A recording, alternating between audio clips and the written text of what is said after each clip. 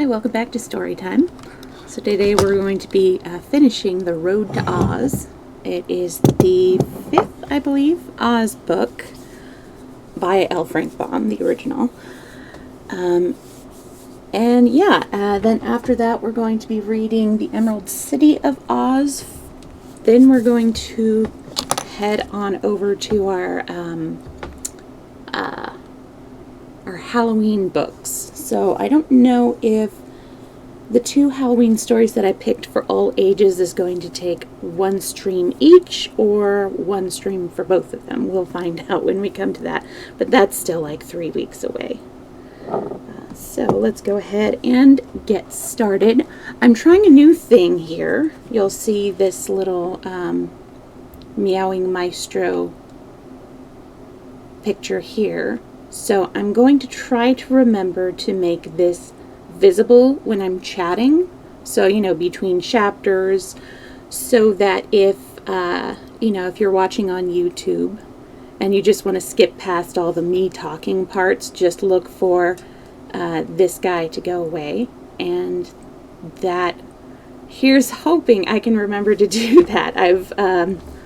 I've uploaded him onto both my my all ages and my adult story time setups.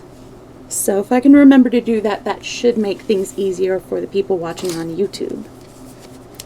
Anyway, let's go ahead and get started. We might run longer. I'm not sure, depending on how long it takes us to read the rest of the story. Oh, hey John, how are you doing? I'm really glad to see you. How was your weekend?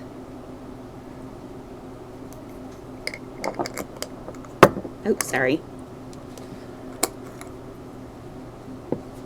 Oh, longer. It wasn't a holiday weekend, was it?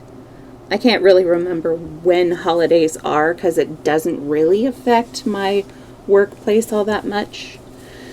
How's the smoke over where you are? Is it still kind of bad, or has it lessened? Because I know that later last week it was getting bad again. It wasn't like totally bad like it was about a month or 2 months ago.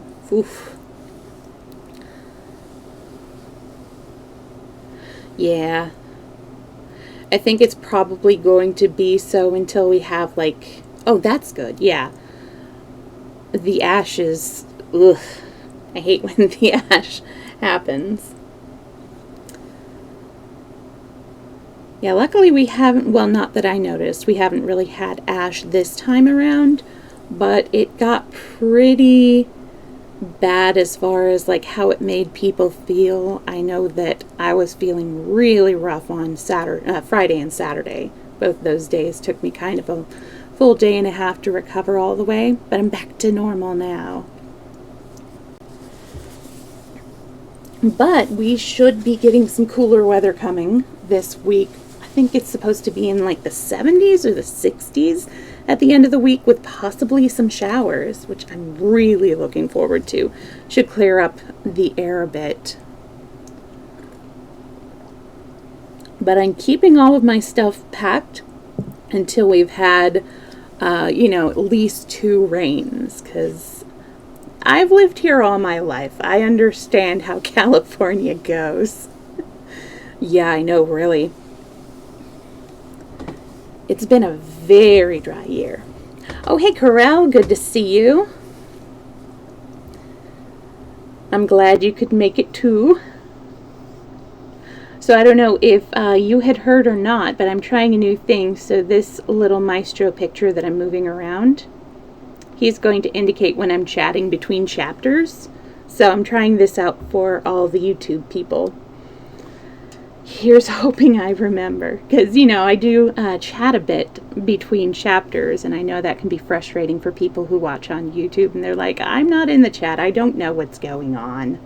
So we're giving it a try. But I think I'm going to go ahead and get started. So we will make a maestro disappear here. And here we go. The Road to Oz, Part 2.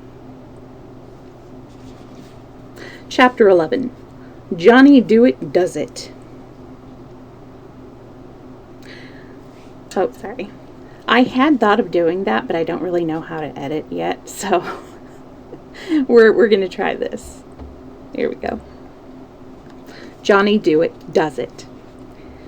It's getting awful rough walking, said Dorothy as they trudged along. Button-Bright gave a deep sigh and said he was hungry. Indeed, all were hungry and thirsty, too, for they had eaten nothing but the apples since breakfast, so their steps lagged and they grew silent and weary. At last they slowly passed over the crest of a barren hill and saw before them a line of green trees with a strip of grass at their feet. An agreeable fragrance was wafting towards them. Our travelers, hot and tired, ran forward on beholding this refreshing sight, and were not long in coming to the trees. Here they found a spring of pure bubbling water, around which the grass was full of wild strawberry plants, their pretty red berries ripe and ready to eat. Some of the trees bore yellow oranges and some russet pears, so the hungry adventurers suddenly found themselves provided with plenty to eat and to drink. They lost no time in picking the biggest strawberries and the ripest oranges, and soon had feasted to their heart's content. Walking beyond the line of trees, they saw before them a fearful, dismal desert, everywhere gray sand. At the edge of this awful waste was a large white sign with black letters neatly painted upon it, and the letters made these words: "All persons are warned not to venture upon this desert, for the deadly sands will turn any living flesh to dust in an instant. Beyond this barrier is the land of Oz. No one can reach that beautiful country because of these destroying sands." "Oh," said Dorothy, when the Shaggy Man had read the sign aloud, "I've seen this desert before, and it's true no one can live who tries to walk upon the sands." "Then we mustn't try it," answered the Shaggy Man thoughtfully. "But as we can't go ahead, and there's no use going back, what shall we do next?" "Don't know," said Button-Bright. "I'm sure I don't know either," added Dorothy despondently. "I wish Father would come for me," sighed the pretty Rainbow's daughter. "I would take you all to live upon the rainbow, where you could dance along its rays from morning till night, without a care or worry of any sort. But I suppose Father's too busy just now to reach the world for me." "Don't want to dance," said Button-Bright, sitting down wearily upon the soft grass. "It's very good of you," said Polly, said Dorothy, "but there are other things that would suit me better than dancing on rainbows. I'm afraid they'd be kind of soft and squenchy underfoot anyhow, although they're so pretty to look at." This didn't help to solve the problem, and they all fell silent and looked at one another questioningly. "Really, I don't know what to do," muttered the Shaggy Man, gazing hard at Toto, and the little dog wagged his tail and said "bow wow," just as if he could not tell, either, what to do. Button-Bright got a stick and began to dig in the earth, and the others watched him for a while in deep thought. Finally, the Shaggy Man said, "It's nearly evening now, so we may as well sleep in this pretty place and get rested. Perhaps by morning we can decide what is best to be done." There was little chance to make beds for the children, but the leaves of the trees grew thickly and would serve to keep off the night dews, so the Shaggy Man piled soft grasses in the thickest shade, and when it was dark they lay down and slept peacefully until morning. Long after the others were asleep, however, the Shaggy Man sat in the starlight by the spring, gazing thoughtfully into its bubbling waters. Suddenly he smiled and nodded to himself as if he had found a good thought, after which he, too, laid himself down under a tree, and was soon lost in slumber. In the bright morning sunshine, as they ate of the strawberries and sweet, juicy pears, Dorothy said, "Polly, can you do any magic?" "No, dear," answered Polychrome, shaking her dainty hair. "You ought to know some magic, being the Rainbow's daughter," continued Dorothy earnestly. "But we who live on the rainbows among the fleecy clouds have no use for magic," replied Polychrome. "What I'd like," said Dorothy, "is to find some way to cross the desert to the land of Oz and its Emerald City. I've crossed it already, more than once. First a cyclone carried my house over, and some silver shoes brought me back again in half a second. Then Ozma took me over on her magic carpet, and the Gnome King's magic belt took me home that time. You see, it was magic that did it every time except the first, and we can't expect a cyclone to happen along and take us to the Emerald City now." "No, indeed," returned Polly with a shudder. "I hate cyclones anyway." "That's why I wanted to find out if you could do any magic," said the little girl. "I'm sure I can't, and I'm sure Button-Bright can't, and the only magic the Shaggy Man has is the love magnet, which won't help us much." "Don't be too sure of that, my dear," spoke the Shaggy Man, a smile on his donkey face.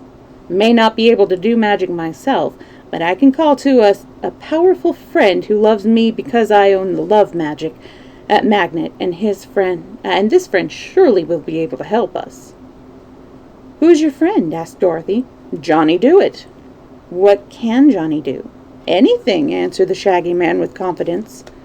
"Ask him to come," she exclaimed eagerly.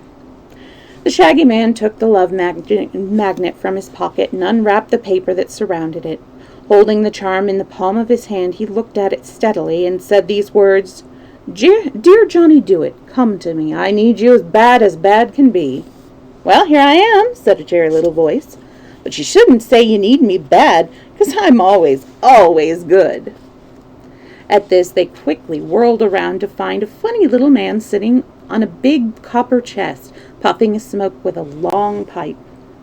His hair was gray, his whiskers were gray, and these whiskers were so long that he had wound the ends of them around his waist and tied them in a hard knot underneath the leather apron that reached from his chin nearly to his feet, and which was soiled and scratched as if it had been used a long time. His nose was broad and stuck up a little, but his eyes were twinkling and merry. The little man's hands and arms were as hard and tough as the leather in his apron, and Dorothy thought Johnny Dooit looked as if he had done a lot of hard work in his lifetime. "Good morning, Johnny," said the Shaggy Man. "Thank you for coming to me so quickly." "I never waste time," said the newcomer promptly. "But what's happened to you? Where did you get that donkey head? Really, I wouldn't have known you at all, Shaggy Man, if I hadn't looked at your feet." The Shaggy Man introduced Johnny Dooit to Dorothy and Toto and Button-Bright and the Rainbow's Daughter, and told him the story of their adventures, adding that they were anxious now to reach the Emerald City in the Land of Oz, where Dorothy had friends who would take care of them and send them safe home again. "But," he said, "we find that we can't cross this desert, which turns all living flesh that touches it into dust, so I have asked you to come and help us." Johnny Dooit puffed his pipe and looked carefully at the dreadful desert in front of them, stretching so far away they could not see its end. "You must ride," he said briskly. "What in?" asked the Shaggy Man. "In a sand boat, which has runners like a sled and rails like a ship. The wind will blow you swiftly across the desert, and the sand cannot touch your flesh to turn it into dust." "Good!" cried Dorothy, clapping her hands delightedly. "That was the way the magic carpet took us across. We didn't have to touch the horrid sand at all." "But where is the sand boat?" asked the Shaggy Man, looking all around him. "I'll make you one," said Johnny Dooit. As he spoke, he knocked the ashes from his pipe and put it in his pocket. Then he unlocked the copper chest and lifted the lid, and Dorothy saw it was full of shining tools of all sorts and shapes. "Maestro, is that Maestro? Yeah, what are you doing, Maestro? Come here. Hey. Come here, you silly." He's being hyper, but I'm having more fun being a troublemaker than having attention. There we go. Johnny Dooit moved quickly now, so quickly that they were astonished at the work he was able to accomplish. He had in his chest a tool for everything he wanted to do, and there must have been magic tools. These must have been magic tools, because they did their work so fast and so well. The man hummed a little song as he worked, and Dorothy tried to listen to it. She thought the words were something like these. The only way to do a thing is do it when you can, and do it cheerfully and sing and work and think and plan. The only real unhappy one is he who dares to shrink. The only really happy one is he who cares to work. Oh, shirk. Is he who dares to shirk. The only really happy one is he who cares to work. Whatever Johnny Dewett was singing, he was certainly doing things, and they all stood by and watched him in amazement. He seized an axe and in a couple of chops felled a tree. Next he took a saw and in a few minutes sawed the tree trunk into broad, long boards. He then nailed the boards together into the shape of a boat about 12 feet long and 4 feet wide. He cut from another tree a long, slender pole, which, when trimmed of its branches and fastened upright in the center of the boat, served as a mast. From the chest he drew a coil of rope and a big bundle of canvas, and with these, still humming his song, he rigged up a sail, arranging it so that it could be raised or lowered upon the mast. Yeah, come on. Here. Oh, okay, fine. Dorothy fairly gasped with wonder to see the thing grow so speedily before her eyes, and both Button-Bright and Polly looked on with the same absorbed interest. "It ought to be painted," said Johnny Dewett, tossing his tools back into the chest, "for that would make it look prettier. But though I can paint it for you in 3 seconds, it would take an hour to dry, and that's a waste of time." "Oh, we don't care how it looks," said the Shaggy Man, "if only it will take us across the desert." "It'll do that," declared Johnny Dewett. "All you need worry about is tipping over. Did you ever sail a ship?" "I've seen one sailed," said the Shaggy Man. "Good. Sail this boat the way you've seen a ship sailed, and you'll be across the sands before you know it." With this he slammed down the lid of the chest, and the noise made them all wink. While they were winking, the workmen disappeared, tools and all.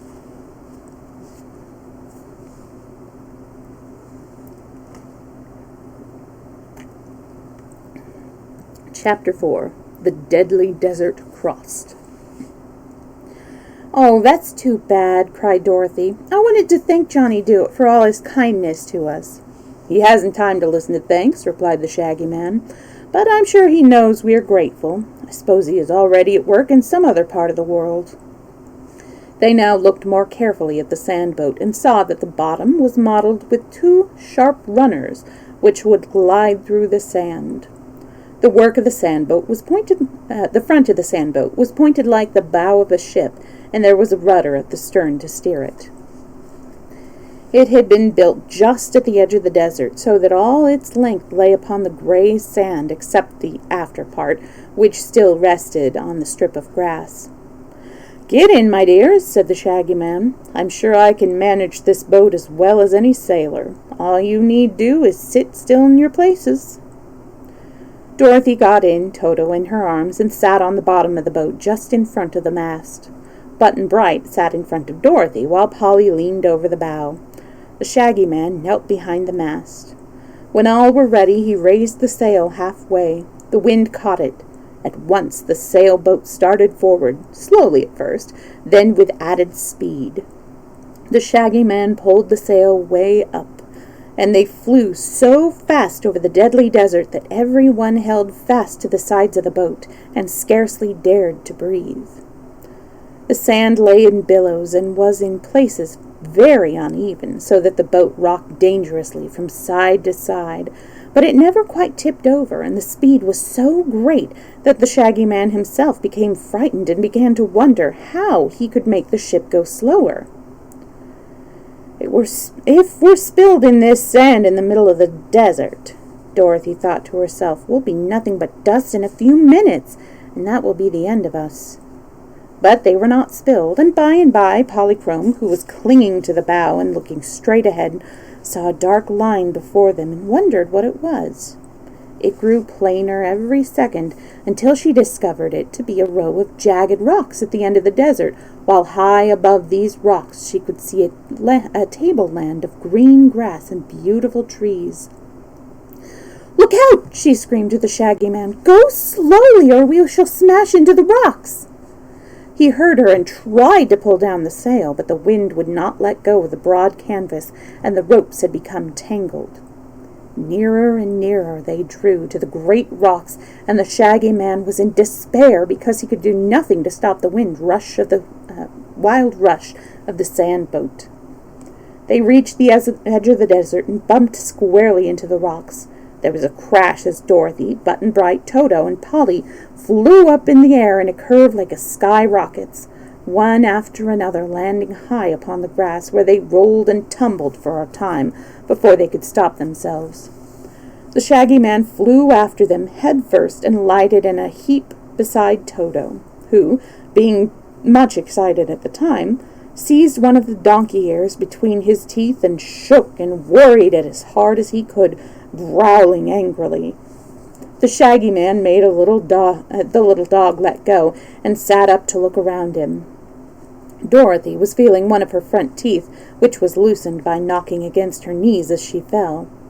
Polly was looking sorrowfully at a rent in her pretty gauze gown, and Button-Bright's fox head had stuck fast in a gopher hole, and he was wiggling his little fat legs frantically in an effort to get free.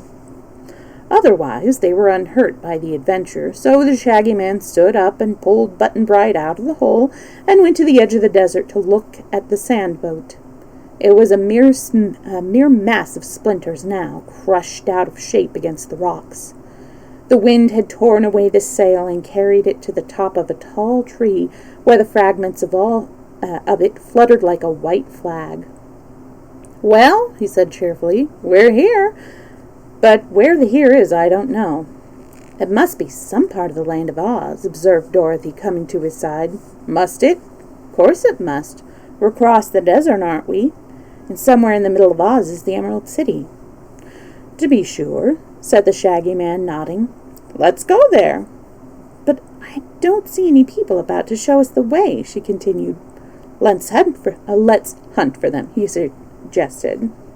"There must be people somewhere, but perhaps they did not expect us, and so are not at hand to give us a welcome."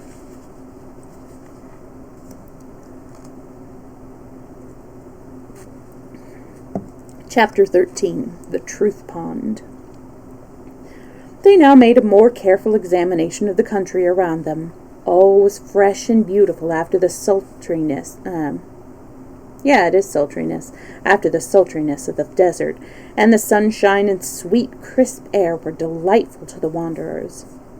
Little mounds of yellowish green were away at the right, while on the left waved a group of tall, leafy trees bearing yellow blossoms that looked like tassels and pom-poms. Among the grasses carpeting the ground were pretty buttercups and cowslips and marigolds. After looking at these a moment, Dorothy said reflectively, "We must be in the country of the Winkies, for the color of that country is yellow, and you will notice that most everything here is yellow that has any color at all." "But I thought this was the Land of Oz," replied the Shaggy Man, as if greatly disappointed. "So it is," she declared. "But there are 4 parts to the Land of Oz. The North Country is purple, and it's the country of the Gillikins. The East Country is blue, and that's the country of the Munchkins. Down at the South is the Red Country of the Quadlings, and here in the West, the Yellow Country of the Winkies. This is the part that is ruled by the Tin Woodman, you know." "Who's he?" asked Button-Bright. "Why, he's the Tin Man I told you about. His name is Nick Chopper, and he has a lovely heart given to him by the wonderful wizard." "Where does he live?" asked the boy. "The wizard? Oh, he lives in the Emerald City, which is just in the middle of Oz, where the corners of the 4 countries meet." "Oh," said Button-Bright, puzzled by this explanation. "We must be some distance from the Emerald City," remarked the Shaggy Man. "That's true," she replied. "So we'd better start on and see if we can find any of the Winkies. They're nice people," she continued, as the little party began walking toward the group of trees. "And I came here once with my friends, the Scarecrow and the Tin Woodman and the Cowardly Lion, to fight a wicked witch who had made all the Winkies her slaves." "Did you conquer her?" asked Polly. "Why, I melted her with a bucket of water, and that was the end of her," said Dorothy. "After that the people were free, you know, and they made Nick Chopper, that's the Tin Woodman, the Emperor." "What's that?" asked Button-Bright. "Emperor? Oh, it's something like an alderman, I guess." "Oh," said the boy. "But I thought Princess Ozma ruled Oz," said the Shaggy Man. "So she does. She rules the Emerald City and all the 4 countries of Oz, but each country has another little ruler, not so big as Ozma. It's like the officers of an army, you see. The little rulers are all captains, and Ozma's the general." By this time they had reached the trees, which stood in a perfect circle and just far enough apart so that their thick branches touched, or shook hands, as Button-Bright remarked. Under the shade of the trees they found, in the center of the circle, a crystal pool, its water as still as glass. It must have been deep, too, for when Polychrome bent over it, she gave a little sigh of pleasure. "Why, it's a mirror!" she cried, for she could see all her pretty face and fluffy rainbow-tinted gown reflected in the pool as natural as life. Dorothy bent over, too, and began to arrange her hair, blown by the desert wind into straggling tangles. Button-Bright leaned over the edge next, and then began to cry, for the sight of his fox had frightened the poor little fellow. "I guess I won't look," remarked the Shaggy Man sadly, for he didn't like his donkey head either.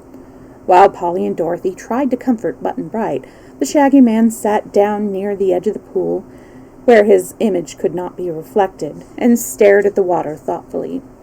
As he did this, he noticed a silver plate fastened to a rock just under the surface of the water, and on the silver plate was engraved these words: "The Truth Pond." "Ah!" cried the Shaggy Man, springing to his feet with eager joy. "We've found it at last!" "Found what?" asked Dorothy, running to him. "The Truth Pond! Now at last I can get rid of this frightful head, for we were told, you remember, that only the Truth Pond could restore to me my proper face." "Me too!" shouted Button-Bright, trotting up to them. "Of course," said Dorothy. "It will cure you both of your bad heads, I guess. Isn't it lucky we found it?" "It is indeed," replied the Shaggy Man. "I hated dreadfully to go to Princess Ozma looking like this, and she's to have a certain birthday celebration, too." Just then a splash startled them, for Button-Bright, in his anxiety to see the pool that would cure him, had stepped too near the edge and tumbled heels over head into the water. Down he went out of sight entirely, so that only his sailor hat floated on the top of the Truth Pond. He soon bobbed up, and the Shaggy Man seized him by his sailor collar and dragged him to the shore, dripping and gasping for breath. They all looked upon the boy wonderingly, for the fox head, with its sharp nose and pointed ears, was gone, and in its place appeared the chubby round face and blue eyes and pretty curls that had belonged to Button-Bright before King Dox of Foxville transformed him. "Oh, what a darling!" cried Polly, and would have hugged the little one had he not been so wet. Their joyful exclamations,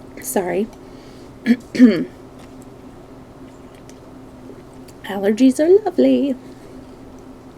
Their joyful exclamations made the child rub the water out of his eyes and look at his friends questioningly.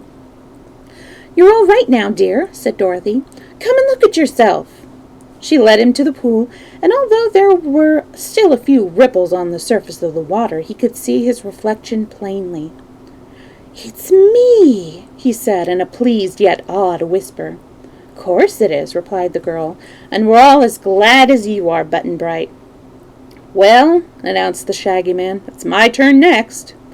He took off his shaggy coat and laid it on the grass and dived head first into the Truth Pond.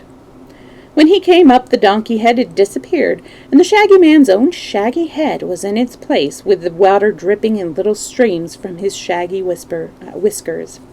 He scrambled ashore and shook himself to get off some of the wet, and then leaned over the pool to look admiringly at his reflected face.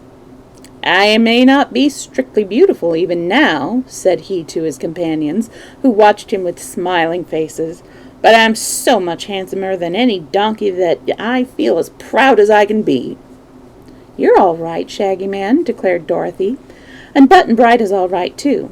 So let's thank the Truth Pond for being so nice and start on our journey to the Emerald City." "I hate to leave it," murmured the Shaggy Man with a sigh. A truth pond wouldn't be a bad thing to carry around with us. But he put on his coat and started with the others in search of someone to direct them on their way.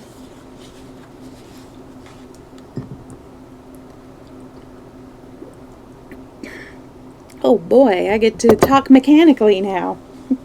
Chapter 14, Tick-Tock and Billina. They had not walked far across the flower-strewn meadows when they came upon a fine road leading toward the northwest and winding gracefully among the pretty yellow hills. "That way," said Dorothy, "must be the direction of the Emerald City. We better follow the road until we meet someone or come to a house." The sun soon dried Button-Bright's sailor suit and the Shaggy Man's shaggy clothes, and so pleased were they at regaining their own heads that they did not mind at all the brief discomfort of getting wet. "It's good to be able to whistle again," remarked the Shaggy Man, "for those donkey lips were so thick I could not whistle a note with them." He warbled a tune as merrily as any bird. "You look more natural at the birthday celebration, too," said Dorothy, happy in seeing her friends so happy. Polychrome was dancing ahead in her usual sprightly manner, whirling gaily along the smooth, level road until she passed from sight around the curve of one of the mounds. Suddenly they heard her exclaim, "Oh!" as she appeared again, running toward them at full speed. "What's the matter, Polly?" asked Dorothy, perplexed. There was no need for the Rainbow Daughter to answer, for turning the bend in the road there came advancing slowly toward them a funny round man made of burnished copper, gleaming brightly in the sun. Perched on the copper man's shoulder sat a yellow hen with fluffy feathers and a pearl necklace round her throat. "Oh, Tick-Tock!" cried Dorothy, running forward. When she came to him, the copper man lifted the little girl in his copper arms and kissed her cheek with his copper lips. "Oh, Billina!" cried Dorothy in a glad voice, and the yellow hen flew to her arms to be hugged and petted by turns. The others were curiously crowding around the group, and the girl said to them, "It's Tick-Tock and Billina, and oh, I'm so glad to see them again." "Welcome to Oz," said the copper man in a monotonous voice. Dorothy sat right down in the road and the yellow hen in her arm and began to stroke Billina's back. She said to the hen, "Dorothy, dear, I've got some wonderful news to tell you." "Tell it quick, Billina," said the girl. Just then Toto, who had been growling to himself in a cross way, gave a sharp bark and flew with the yellow hen, who ruffled her feathers and let out such an angry screech that Dorothy was startled. "Stop, Toto! Stop this minute!" she commanded. "Can't you see that Billina is my friend?" In spite of this warning, had she not grabbed Toto quickly by the neck, the little dog would have done the yellow hen a mischief, and even now he struggled madly to escape Dorothy's grasp. She slapped his ears once or twice and told him to behave, and the yellow hen flew to Tick-Tock's shoulder again, where she was safe. "What a brute!" croaked Billina, glaring down at the little dog. "Toto isn't a brute," replied Dorothy, "but at home Uncle Henry has to whip him sometimes for chasing the chickens. Now look here, Toto," she added, holding up her finger and speaking sternly to him. "You've got to understand that Billina is one of my dearest friends, and she mustn't be hurt, now or ever." Toto wagged his tail as if he understood. "Miserable thing can't talk," said Billina with a sneer. "Yes, he can," replied Dorothy. "He talks with his tail, and I know everything he says. If you could wag your tail, Billina, you wouldn't need words to talk with." "Nonsense," said Billina. "It isn't nonsense at all. Just now Toto says he's sorry, and that he'll try to love you for my sake. Don't you, Toto?" "Woof!" said Toto, wagging his tail again. "But I've such wonderful news for you, Dorothy," cried the yellow hen. "Wait a minute, dear," interrupted the little girl. "I've got to introduce you all first. That's manners, Billina. This," turning to her traveling companions, "is Mr. Tick-Tock, who works by machinery, 'cause his thoughts wind up, and his talk winds up, and his actions wind up, like a clock." "Do they all wind up together?" asked the Shaggy Man. "No, each one's separate. But he works just lovely, and Tick-Tock was a good friend to me once and saved my life, and Bellina's life too." "Is he alive?" asked Button-Bright, looking hard at the Copper Man. "Oh, no, but his machinery makes him just as good as alive." She turned to the Copper Man and said politely, "Mr. Tick-Tock, these are my new friends, the Shaggy Man and Polly, the Rainbow's daughter, and Button-Bright and Toto. Only Toto isn't a new friend, 'cause he's been to Oz before." The Copper Man bowed low, removing his copper hat as he did so. "I am very pleased to meet Dorothy's Here he stopped short. "Oh, I guess his speech needs winding," said the little girl, running behind the Copper Man to get the key off the hook at his back. She wound him up at a place under his right arm, and he went on to say, "Pardon me for running down. I was about to say that I am pleased to meet Dorothy's friends, who must be my friends." The words were somewhat jerky, but plain to understand. "And this is Bellina," continued Dorothy, introducing the Yellow Hen. They all bowed to her in return. "I have such wonderful news," said the hen, turning her head so that one bright eye looked full at Dorothy. "What is it, dear?" asked the girl. "I've hatched out 10 of the loveliest chicks you ever saw." "Oh, how nice! And where are they, Bellina?" "I left them at home, but they're beauties, I assure you, and all wonderfully clever. I named them Dorothy." "Which one?" asked the girl. "All of them," replied Bellina. "That's funny. Why did you name them all with the same name?" "It's so hard to tell them all apart," exclaimed the hen. "Now, when I call Dorothy, they all come running to me in a bunch. It's much easier, after all, than having a separate name for each." "I'm just dying to see him, Bellina," said Dorothy eagerly. "But tell me, my friends, how did you happen to be here in the country of the Winkies, the first of all to meet us?" "I'll tell you," answered Tick-Tock in his monotonous voice, all the sounds of his words being on one level.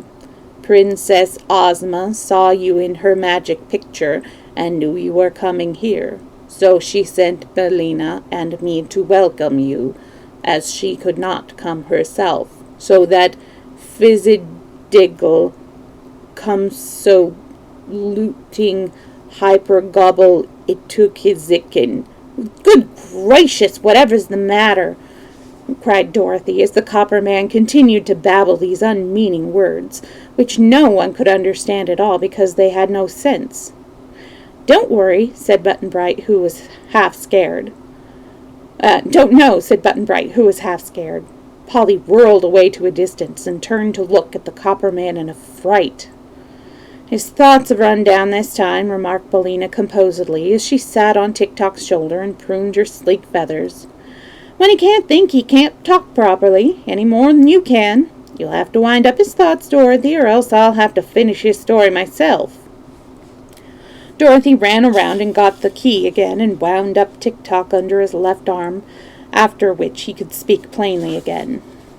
"Pardon me," he said, "but when my thoughts run down, my speech has no meaning, for words are formed only by thought. I was about to say that Ozma sent us to welcome you and invite you to come straight to the Emerald City. She was too busy to come herself, for she is preparing for her birthday celebration, which is to be a grand affair."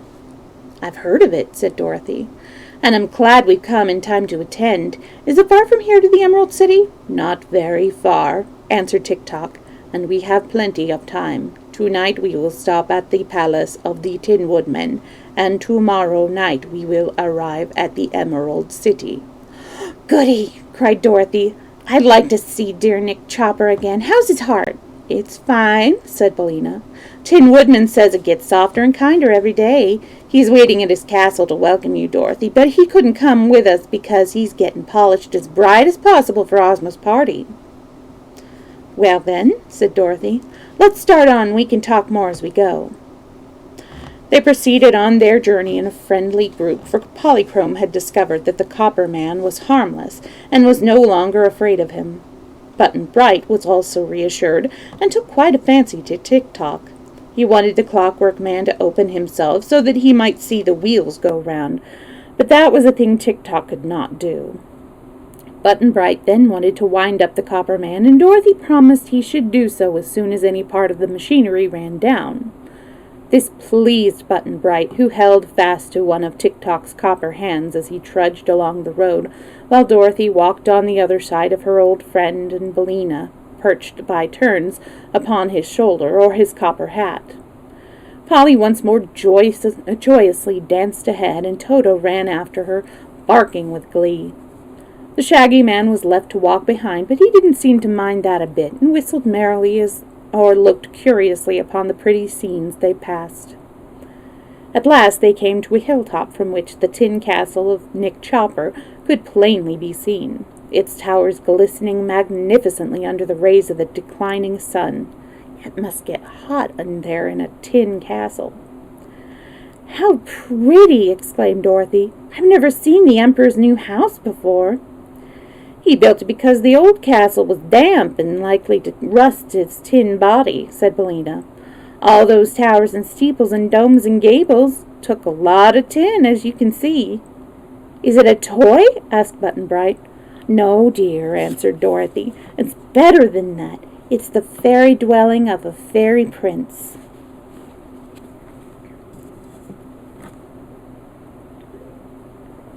Chapter 15. The Emperor's Tin Castle.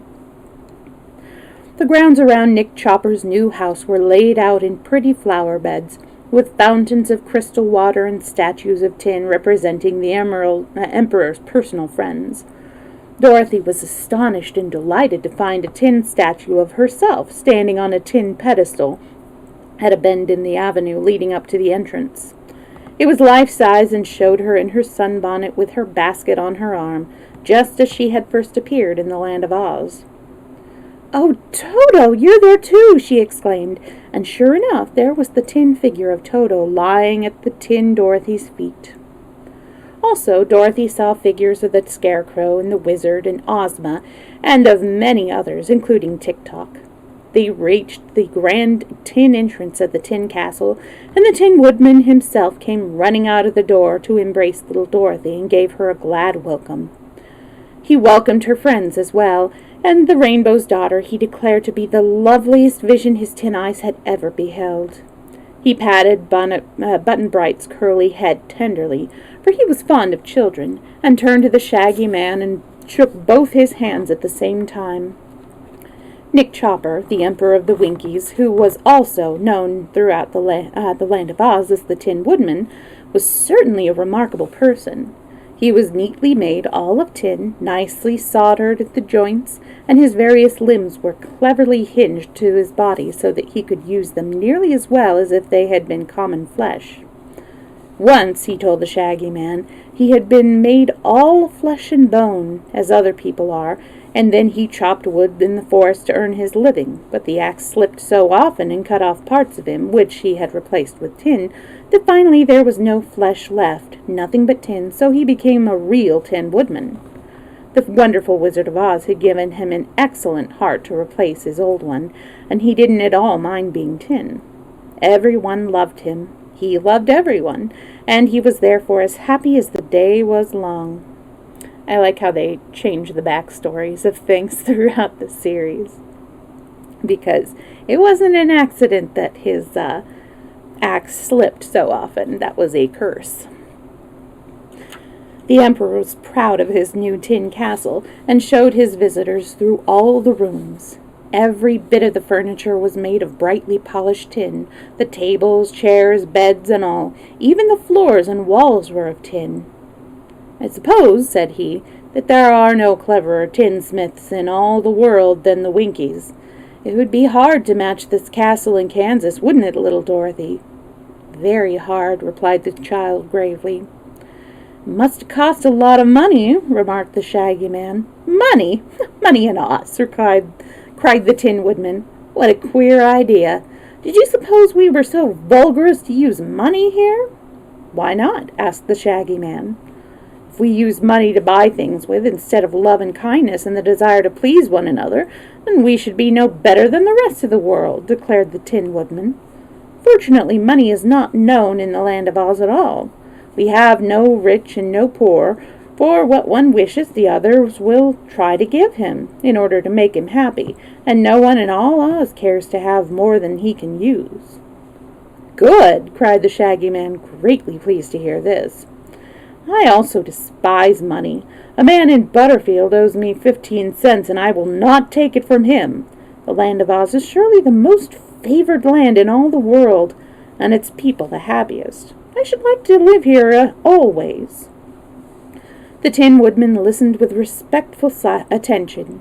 Already he loved the Shaggy Man, although he did not yet know of the love magnet. So he said, "If you can prove to the Princess Ozma that you are honest and true and worthy of our friendship, you may indeed live here all your days and be as happy as we are." "I'll try to prove it," said the Shaggy Man earnestly. "And now," continued the Emperor, "you must all go to your rooms and prepare for dinner, which will presently be served in the Grand Tin Dining Hall. I am sorry, Shaggy Man, that I cannot offer you a change of clothing, but I dress only in tin myself, and I suppose that would not suit you." "I care little about dress," said the Shaggy Man indifferently. "So I should suppose," replied the Emperor with true politeness. They were shown to their rooms and permitted to make such toilets as they could, and soon they assembled again in the Grand Tin Dining Hall, even Toto being present. For the Emperor was fond of Dorothy's little dog, and the girl explained to her friends that in Oz all animals were treated with as much consideration as the people. "If they behave themselves," she added. Toto behaved himself and sat in a tin high chair beside Dorothy and ate his dinner from a tin platter. Indeed, they all ate from tin dishes, but these were of pretty shapes and brightly polished. Dorothy thought they were just as good as silver. Button-Bright looked curiously at the man who had no appetite inside him, for the Tin Woodman, although he had prepared so fine a feast for his guests, ate not a mouthful himself, sitting patiently in his place to see that all built so they could eat sitting patiently in his place to see that all built so that they could eat were well and plentifully served. What pleased Button-Bright most about the dinner was the tin orchestra that played sweet music while the company ate. The players were not tin, being just ordinary Winkies, but the instruments they played were all tin. Tin trumpets, tin fiddles, tin drums and cymbals and flutes and horns and all.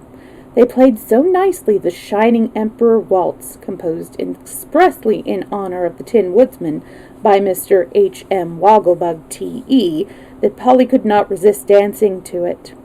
After she had tasted a few dewdrops freshly gathered for her, she danced gracefully to the music while the others finished their repast, and when she whirled until her fleecy draperies of rainbow hues enveloped her like a cloud, the Tin Woodman was so delighted that he clapped his tin hands until the noise of them drowned the sound of the cymbals. Together it was a merry meal, although Polychrome ate little, and the host nothing at all. "I'm sorry the Rainbow's daughter missed her mist cakes," said the Tin Woodman to Dorothy. "But by mistake, Miss Polly's mist cakes were mislaid and not missed until now. I'll try to have some for her breakfast." They spent the evening telling stories, and the next morning left the splendid tin castle and set out upon the road to the Emerald City. The Tin Woodman went with them, of course, having by this time been so brightly polished that he sparkled like silver. His axe, which he always carried with him, had a steel blade that was tin-plated and a handle covered with tin plated beautifully engraved and set with diamonds. The Winkies assembled before the castle gates and cheered their emperor as he marched away, and it was easy to see that they all loved him dearly.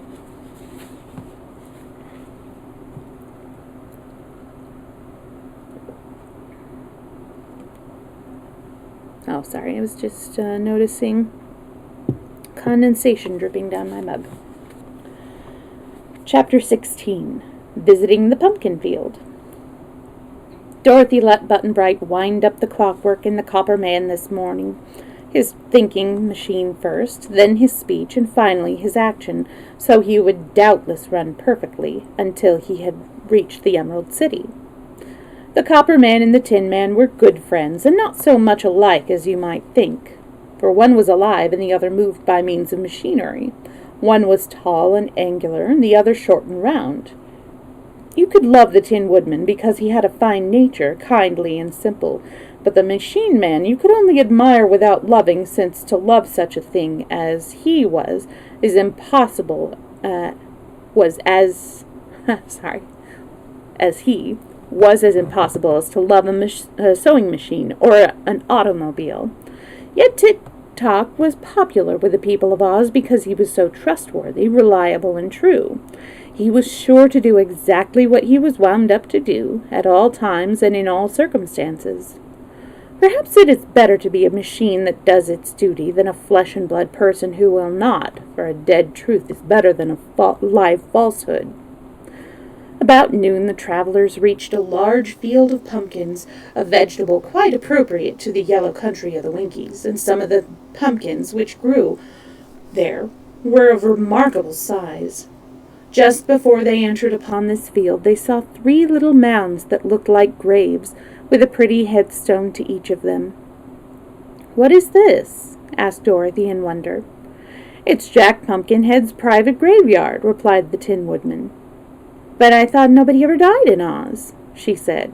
"Nor do they, although if one is bad, he may be condemned and killed by the good citizens," he answered. Dorothy ran over to the little graves and read the words engraved upon the tombstone. The first one said, "Here lies the mortal part of Jack Pumpkinhead, which spoiled April 9th. She then went to the next stone, which read, "Here lies the mortal part of Jack Pumpkinhead, which spoiled October 2nd. On the third headstone were carved these words, "Here lies the mortal part of Jack Pumpkinhead, which spoiled January 24th. "Poor Jack," sighed Dorothy. "I'm sorry he had to die in 3 parts, for I hope to see him again." "So you shall," declared the Tin Woodman, "since he is still alive. Come with me to his house, for Jack is now a farmer, and lives in this very pumpkin field." They walked over to a monstrous big hollow pumpkin, which had a door and windows cut through the rind. There was a stovepipe running through the stem, and 6 steps had been built leading up to the front door. They walked up to this door and looked in. Seated on a bench was a man clothed in a spotted shirt, a red vest, and faded blue trousers, whose body was merely sticks of wood, jointed clumsily together. On his neck was set a round yellow pumpkin with a face carved on it, such as a boy often carves on a jack-o'-lantern.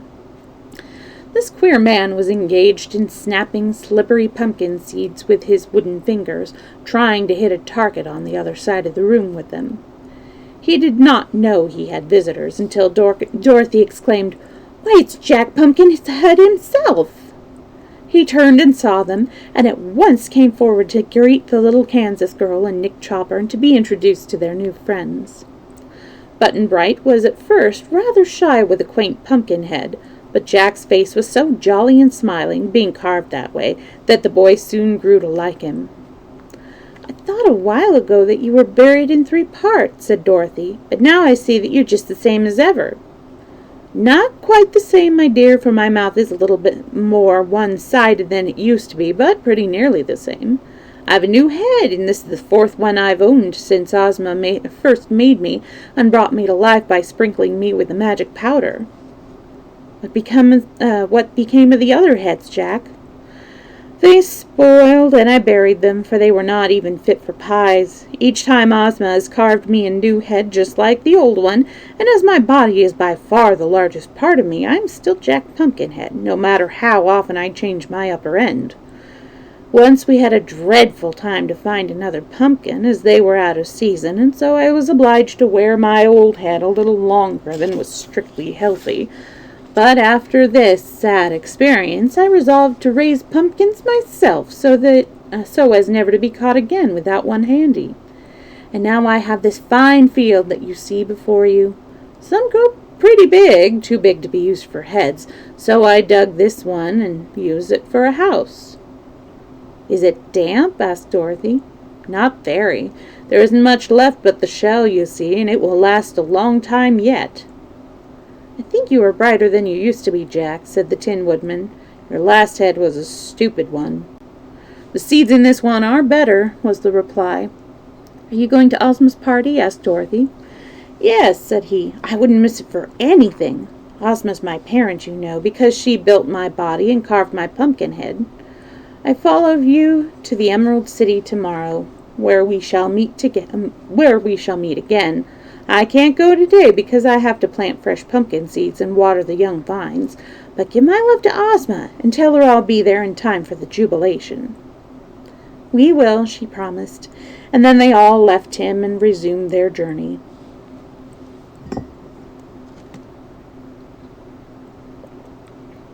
Chapter 17. The Royal Chariot Arrives. The neat yellow houses of the Winkies were now to be seen standing here and there along the roadway, giving the country a more cheerful and civilized look. They were farmhouses, though, and set far apart, for in the Land of Oz there were no towns or villages except the magnificent Emerald City in its center. Hedges of evergreen or of yellow roses bordered the broad highway, and the farms showed the care of their industrious inhabitants.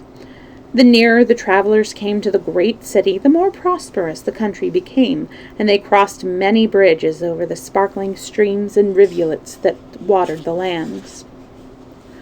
As they walked leisurely along, the Shaggy Man said to the Tin Woodman, "What sort of magic powder was it that made your friend the Pumpkinhead alive?"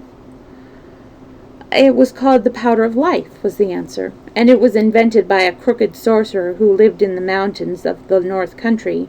A witch named Mombi got some of his powder from the crooked sorcerer and took it home with her.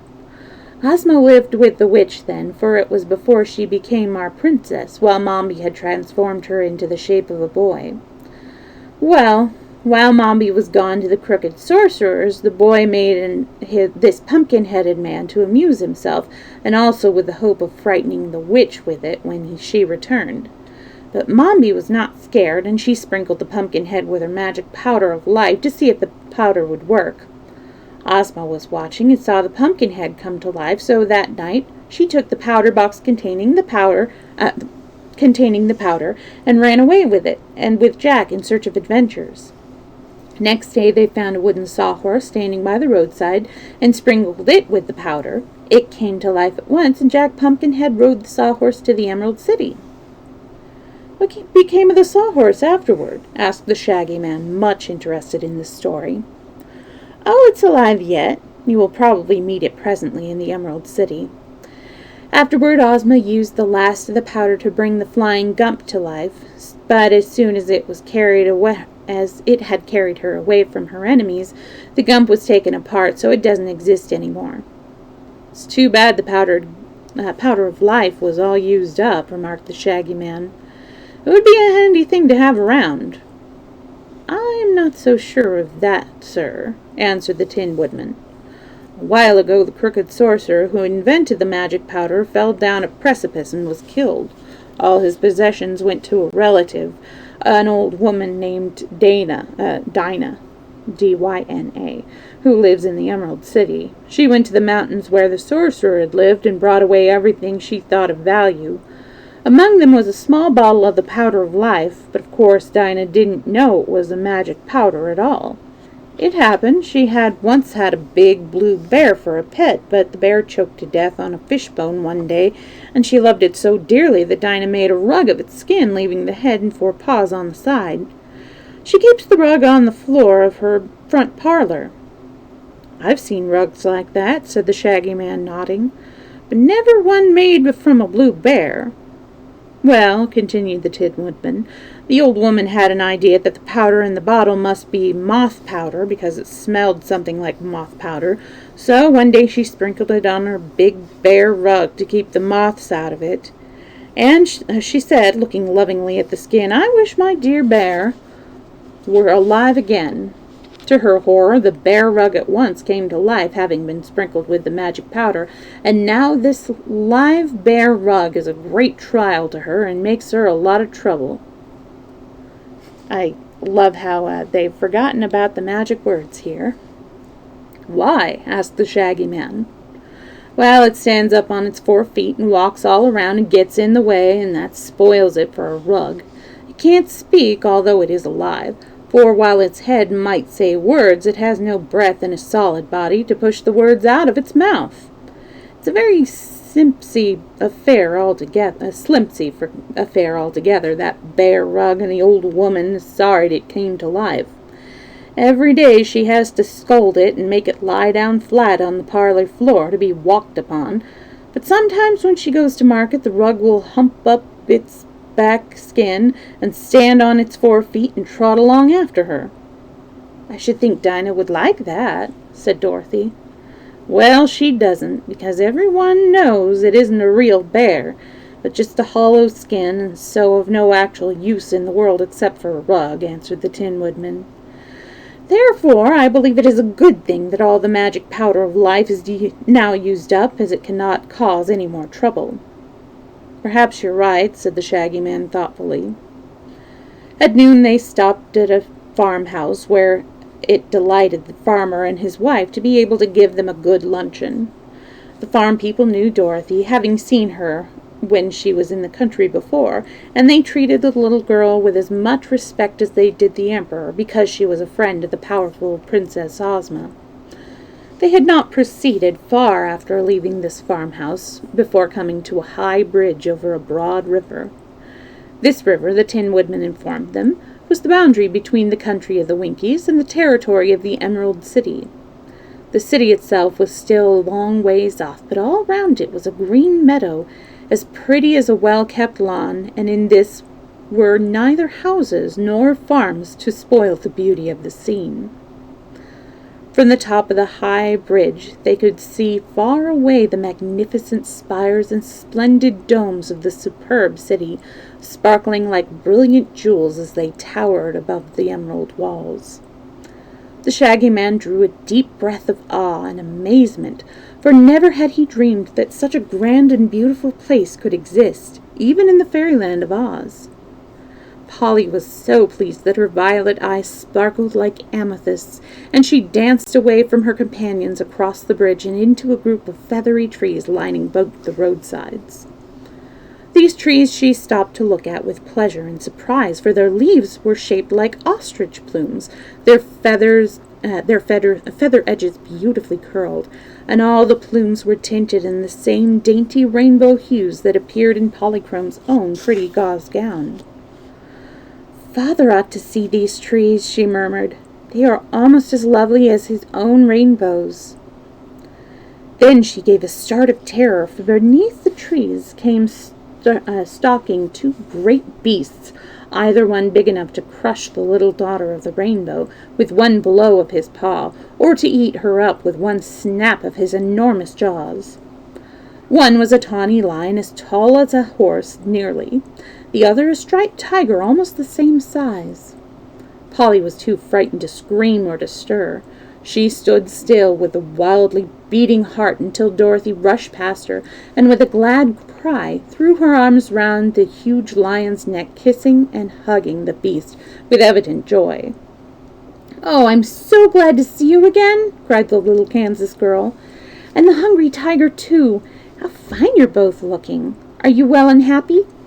"We certainly are," answered the lion in a deep voice that sounded pleasant and kind. "And we are greatly pleased that you have come to Ozma's party. It's going to be a grand affair, I promise you." "There will be lots of fat babies at the celebration, I hear," remarked the hungry lion, yawning so that his mouth looked dreadfully wide and showing all his big sharp teeth. "But of course I can't eat any of them." "Is your conscience still in good order?" asked Dorothy anxiously. "Yes, it rules me like a tyrant," answered the tiger sorrowfully. "I can imagine nothing more unpleasant than to own a conscience." And he winked slyly at his friend the lion. "You're fooling me," said Dorothy with a laugh. I don't believe you'd eat a baby if you lost your conscience. Come here, Polly, she called, and be introduced to my friends. Polly advanced rather shyly. You have some queer friends, Dorothy, she said. Queerness doesn't matter, so long as they're friends, was the answer. This is the Cowardly Lion, who isn't a coward at all, but just thinks he is. The wizard gave him some courage once, and he has part of it left. The lion bowed with great dignity to Polly. You are very lovely, my dear, said he. I hope we shall be friends when we are better acquainted. And this is the Hungry Tiger, continued Dorothy. He says he longs to eat fat babies, but the truth is he is never hungry at all, 'cause he gets plenty to eat, and I don't suppose he'd hurt anybody, even if he was hungry. Hush, Dorothy, whispered the tiger. You'll ruin my reputation if you're not more discreet. It isn't what we are, but what folks think we are, that counts in this world. And come to think of it, Miss Polly, you might be a fine variegated breakfast, I'm sure.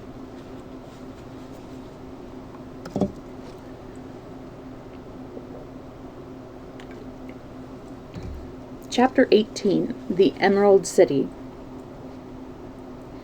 The others now came up, and the Tin Woodman greeted the Lion and the Tiger cordially. Button-Bright yelled with fear when Dorothy first took his hand and led him toward the great beasts, but the girl insisted they were good and kind, and so the boy mustered up courage enough to pat their heads after they had spoken to him gently, and he had looked into their intelligent eyes. His fear vanished entirely, and he was so delighted with the animals that he wanted to keep close to them and stroke their soft fur every minute. As for the Shaggy Man, he might have been afraid if he had met the beasts alone, and in any other country, but so many were the marvels in the land of Oz that he was no longer easily surprised, and Dorothy's friendship for the Lion and Tiger was enough to assure that they were safe companions. Toto barked at the Cowardly Lion in joyous greetings, for he knew the beast of old, and loved him, and it was funny to see how gently the lion raised his huge paw to pat Toto's head. The little dog smelled of the tiger's nose, and the tiger politely shook paws with him, so they were quite likely to become firm friends. Tick-Tock and Billina knew the beasts well, so merely bade them good day, and asked after their healths and inquired about the Princess Ozma. Now it was seen that the Cowardly Lion and the Hungry Tiger were drawing behind them a splendid golden chariot, to which they were harnessed by golden cords. The body of the chariot was decorated on the outside with designs and clusters of sparkling emeralds, while inside it was lined with a green and gold satin, and the cushions of the seats were of green plush embroidered in gold, with a crown underneath which was a monogram. Why, it's Ozma's own royal chariot, exclaimed Dorothy. Yes, said the Cowardly Lion. Ozma sent us to meet you here, for she feared you would be weary with your long walk, and she wished you to enter the city in a style becoming your exalted rank. What? Cried Polly, looking at Dorothy curiously. Do you belong to the nobility? Just in Oz I do, said the child, 'cause Ozma made me a princess, you know, but when I'm home in Kansas I'm only a country girl and have to help with the churning and wipe the dishes while Aunt Em washes them. Do you have to help wash dishes on the Rainbow, Polly? No, dear, answered Polychrome, smiling. Well, I don't have to work any in Oz either, said Dorothy. It's kind of fun to be a princess once in a while, don't you think so? Dorothy and Polychrome and Button-Bright are all to ride in the chariot, said the Lion. So get in, my dears, and be careful not to mar the gold or put your dusty feet on the embroidery. Button-Bright was delighted to ride behind such a superb team, and he told Dorothy it made him feel like an actor in a circus. As the strides of the animals brought them nearer to the Emerald City, everyone bowed respectfully to the children, as well as to the Tin Woodman, Tick-Tock, and the Shaggy Man, who were following behind. The Yellow Hen had perched upon the back of the chariot, where she could tell Dorothy more about her wonderful chickens as they rode, And so the grand chariot came finally to the high wall surrounding the city, and paused before the magnificent jewel-studded gates. These were opened by a cheerful-looking little man who wore green spectacles over his eyes. Dorothy introduced him to her friends as the guardian of the gates, and they noticed a big bunch of keys suspended on the golden chain that hung round his neck. The chariot passed through the outer gates into a fine arched chamber built in the thick wall, and through the inner gates into the streets of the Emerald City.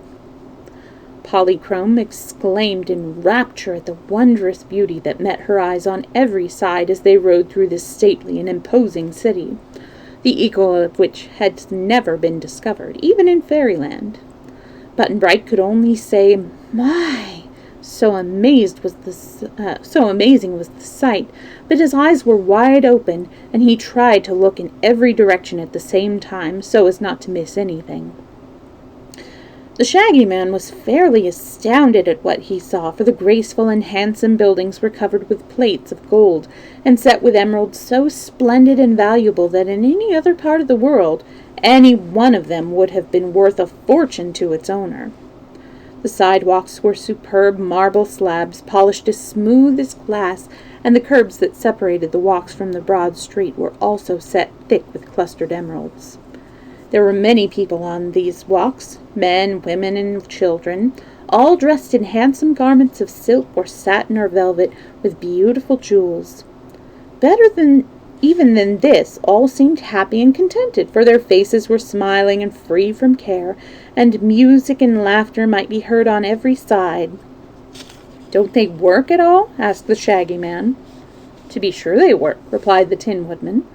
"This fair city would not be built or cared for without labor, nor could the fruit and vegetables and other food be provided for the inhabitants to eat. But no one works more than half his time, and the people of Oz enjoy their labors as much as they do their play." "It's wonderful," declared the Shaggy Man. "I do hope Ozma will let me live here."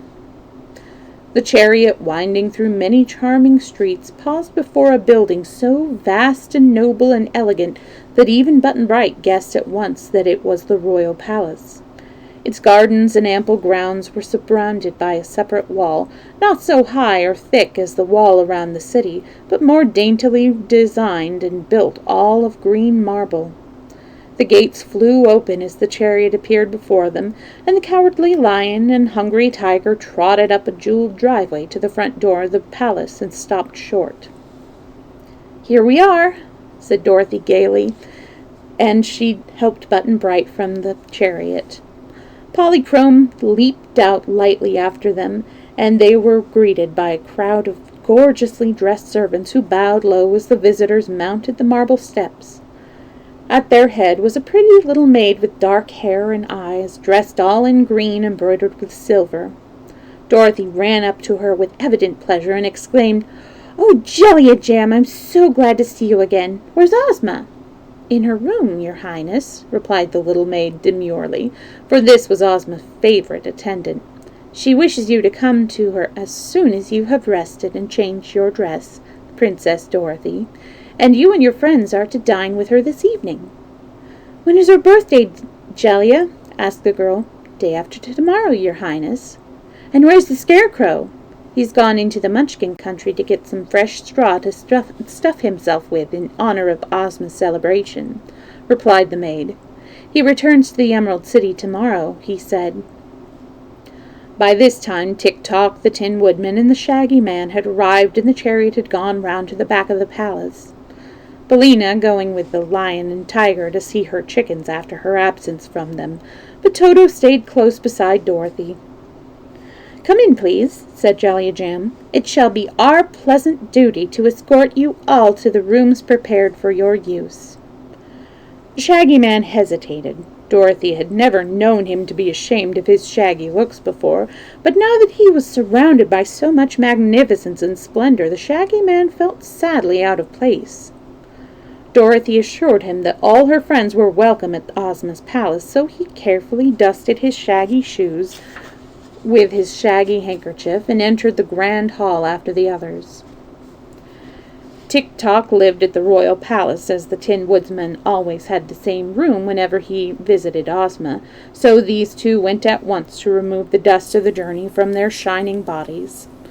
Dorothy also had a pretty suite of rooms, which she always occupied when in the Emerald City, but several servants walked ahead politely to show the way, although she was quite sure she could find the rooms herself. She took Button-Bright with her, because he seemed too small to be left alone in such a big place, but Jelly-a-Jam herself ushered the beautiful Daughter of the Rainbow to her apartments, because it was easy to see that Polychrome was used to splendid palaces, and was therefore entitled to a special attention.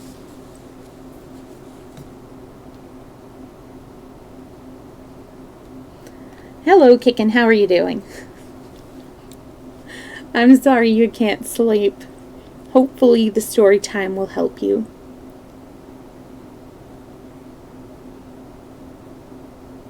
Yes, actually, the Return to Oz movie is a compilation of two different books. Let's see. It was... I don't remember what they were called. But yes, Tick-Tock and Billina were both in the same adventure with Dorothy, where she was on a ship to Australia, I think. And then there was a big storm or something like that. But there are other parts of it, like Jack Pumpkinhead and Mombi, that were part of Ozma of Oz. Yeah. It's good to hear that you're good, even though you can't sleep. I'm sorry to hear that. Yeah, I actually really like that movie. It's so fun. And it's fun to think that the girl who played Dorothy grew up to be the Firuza Balk of The Craft. I'm doing all right. Yeah, Friday and Saturday were rough, but, you know, because of the smoke, it just kind of was very trying on my system. But I am doing all right now. Thank you very much. Did you have a good weekend? And your timing was magnificent because we just ended a chapter. How much longer do we have? I'm going to take a look. Yeah, it looks like we'll be running a bit long, but that's fine. Yeah, if you go back and listen to the second, or read the second and third Oz books, you'll see that the movie Return to Oz was just a combination of the two. Okay, yeah, I usually get to sleep at around the same time as you do, except, of course, in a different part of the country. Ooh, random fact, yes. All right. So we're going to choose from 1,227 quite interesting facts to blow your socks up. I think that's where I got the other one from, but that's fine. All right, so our random fact is, the amount of water on Earth is constant and continually recycled over time. Some of the water you drink will have passed through a dinosaur. Okay, let's find Maestro. Is he around here? Big brain level up. Yes. All right, going to go find Maestro. Hold on just a moment.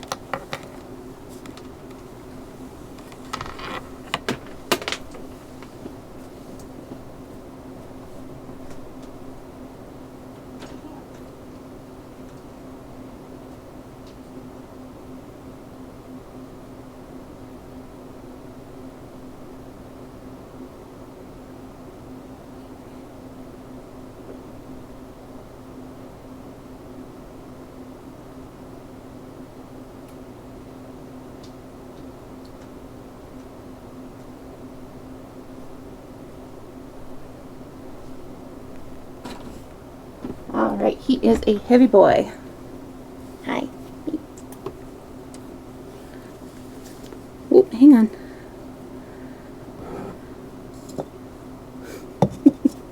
He's being suspicious. Hi, Pants. Yes, I need to...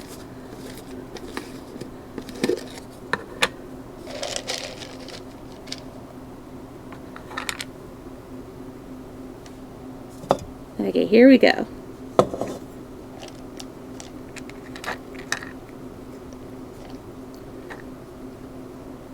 Pants?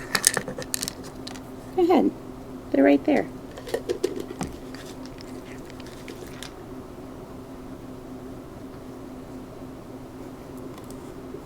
Did you eat them all? Oh, he just kind of swallowed them. Okay. Snoggings will actually chew her food, but Maestro just kind of swallows. That was all you got? You got 4 treats, buddy. You set up troll bots, goodness. Alrighty, so we are back. Now you're all attention. Are you going to stay for Storytime, Pants? Pants is his nickname, by the way. And you'll probably see that I have this little Maestro guy right here, and that I am... I'm trying a new thing where I have him appear when I'm chatting between chapters, so that, you know, if people want, they can listen to me chat with other people when they're watching YouTube or the VOD. But when I am done chatting, then I just hide it and, you know, go back to the chapter. So we will go ahead. Yes, you're all attention now. There's still food in your dish. You can eat if you want. Oh, maybe he wants to listen. Alright, so we're going back to the story. And I'm glad to hear that you had an amazing weekend. That's awesome. Alright. Oh, come on. There we go. Chapter 19. The Shaggy Man's Welcome. The Shaggy Man stood in the great hall, his shaggy hat in his hands, wondering what would become of him. He had never been a guest in a fine palace before. Perhaps he had never been a guest anywhere. In the big, cold outside world, people did not invite shaggy men to their homes, and this shaggy man of ours had slept more in haylofts and stables than in comfortable rooms. When the others left the great hall, he eyed the splendidly dressed servants of the Princess Ozma as if he expected to be ordered out. But one of them bowed before him as respectfully as if he had been a prince, and said, "Permit me, sir, to conduct you to your apartments." The Shaggy Man drew a long breath and took courage. "Very well," he answered. "I'm ready." Through the big hall they went, up the grand staircase carpeted thick with velvet, and so along a wide corridor to a carved doorway. Here the servants paused, and opening the door, said with polite deference, "Be good enough to enter, sir, and make yourself at home in the rooms our Royal Ozma has ordered prepared for you. Whatever you see is for you to use and enjoy, as if your own. The princess dines at 7, and I shall be here in time to lead you to the drawing room, where you will be privileged to meet the lovely ruler of Oz. Is there any command in the meantime with which you desire to honor me?" "No," said the Shaggy Man, "but I'm much obliged." He entered the room and shut the door, and for a time stood in bewilderment, admiring the grandeur before him. He had been given one of the handsomest apartments in the most magnificent palace in the world, and you cannot wonder that his good fortune astonished and awed him until he grew used to his surroundings. The furniture was upholstered in cloth of gold, with the royal crown embroidered upon it in scarlet. The rug upon the marble floor was so thick and soft that he could not hear the sound of his own footsteps, and upon the walls were splendid tapestries woven with scenes from the land of Oz. Books and ornaments were scattered about in profusion, and the Shaggy Man thought he had never seen so many pretty things in one place before. In one corner played a tinkling fountain of perfumed water, and in another was a table bearing a golden tray loaded with freshly gathered fruit, including several of the red-cheeked apples that the Shaggy Man loved. At the farther end of his charming room was an open doorway, and he crossed over to find himself in a bedroom containing more comforts than the Shaggy Man had ever before imagined. The bedstead was of gold and set with many brilliant diamonds, and the coverlet had designs of pearls and rubies sewn upon it. At one side of the bedroom was a dainty dressing room with closets containing a large assortment of fresh clothing, and beyond this was the bath, a large room having a marble pool big enough to swim in, with white marble steps leading down to the water. Around the edge of the pool were set rows of fine emeralds as large as doorknobs, while the water of the bath was clear as crystal. For a time the Shaggy Man gazed upon all this luxury with silent amazement. Then he decided, being wise in his way, to take advantage of this good fortune. He removed his shaggy boots and his shaggy clothing, and bathed in the pool with rare enjoyment.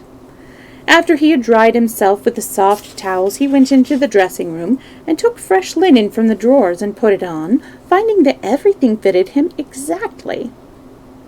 He examined the contents of the closets and selected an elegant suit of clothes. Strangely enough, everything about it was shaggy, although so new and beautiful, and he sighed with contentment to realize that he could now be finely dressed and still be the Shaggy Man. His coat was of rose-colored velvet, trimmed with shags and bobtails, with buttons of blood-red rubies and golden shags around the edges. His vest was a shaggy satin of delicate cream color, and his knee breeches of rose velvet trimmed like the coat. Shaggy, creamy stockings of silk and shaggy slippers of rose leather with ruby buckles completed this costume, and when he was thus attired, the Shaggy Man looked at himself in a long mirror with great admiration. On the table he found a mother-of-pearl chest decorated with delicate silver vines and flowers of clustered rubies, and on the cover was a silver plate engraved with these words, The Shaggy Man, his box of ornaments." The chest was not locked, so he opened it and was almost dazzled by the brilliance of the rich jewels it contained. After admiring the pretty things, he took out a fine golden watch with a big chain, several handsome finger rings, and an ornament of rubies to pin upon the breast of his shaggy shirt bosom. Having carefully brushed his hair and whiskers all the wrong way to make them as shaggy as possible, the Shaggy Man breathed a deep sigh of joy and decided he was ready to meet the royal princess as soon as she sent for him.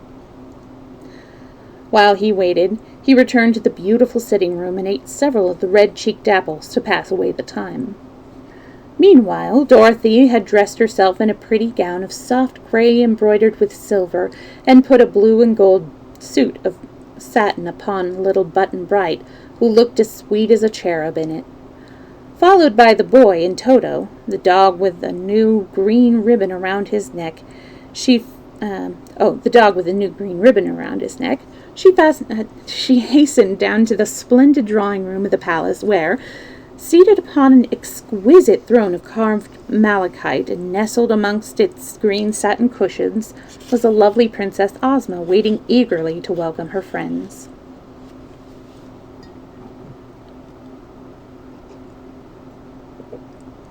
Chapter 20. Princess Ozma of Oz. The royal historians of Oz, who are fine writers and know any number of big words, have often tried to describe the rare beauty of Ozma, and failed because the words were not good enough. So, of course, I cannot hope to tell you how great was the charm of the little princess, or how her loveliness put to shame all the sparkling jewels and magnificent luxury that surrounded her in this her royal palace. Whatever else was beautiful or dainty or delightful of itself faded to dullness when contrasted with Ozma's bewitching face, and it has often been said by those who know that no other ruler in all the world can ever hope to equal the gracious charm of her manner. Everything about Ozma attracted one, and she inspired love and the sweetest affection rather than awe or ordinary admiration. Dorothy threw her arms around her little friend and hugged and kissed her rapturously, and Toto barked joyfully, and Button-Bright smiled a happy smile and consented to sit on the soft cushions close beside the princess. "Why didn't you send me word you were going to have a birthday party?" asked the little Kansas girl when the first greetings were over. "Didn't I?" asked Ozma, her pretty eyes dancing with merriment. "Did you?" replied Dorothy, trying to think. "Who do you imagine, dear, mixed up those roads so as to start you wandering in the direction of Oz?" inquired the princess. "Oh, I never suspected you of that!" cried Dorothy. "I've watched you in my magic picture all the way here," declared Ozma, "and twice I thought I should have to use the magic belt to save you and transport you to the Emerald City. Once was when the Scoodlers caught you, and again when you reached the Deadly Desert, but the Shaggy Man was able to help you out both times, so I did not interfere." "Do you know who Button-Bright is?" asked Dorothy. "No, I never saw him until you found him in the road, and then only in my magic picture." "And did you send Polly to us?" "No, dear. The Rainbow's Daughter slid from her father's pretty arch just in time to meet you." "Well," said Dorothy, "I promised King Dox of Foxville and King Kikabray of Dunkiton that I'd ask you to invite them to your party." "I have already done that," returned Ozma, "because I thought it would please you to favor them." "Did you invite the musicer?" asked Button-Bright. "No, because he would be too noisy and might interfere with the comfort of others. When music is not very good, and is indulged in all the time, it is better that the performer should be alone," said the princess. "I like the musicer's music," declared the boy gravely. "But I don't," said Dorothy. "Well, there will be plenty of music at my celebration," promised Ozma. "So I've an idea Button-Bright won't miss the musicer at all." Just then Polychrome danced in, and Ozma rose to greet the Rainbow's Daughter in her sweetest and most cordial manner. Dorothy thought she had never seen two prettier creatures together than these lovely maidens, but Polly knew at once that her own dainty beauty could not match that of Ozma, yet was not a bit jealous because this was so. The Wizard of Oz was announced, and a dried-up little old man, clothed all in black, entered the drawing room. His face was cheery and his eyes twinkling with humor, so Polly and Button-Bright were not at all afraid of the wonderful personage whose fame as the humbug magician had spread throughout the world. After greeting Dorothy with much affection, he stood modestly beside Ozma's throne and listened to the lively prattle of the young people.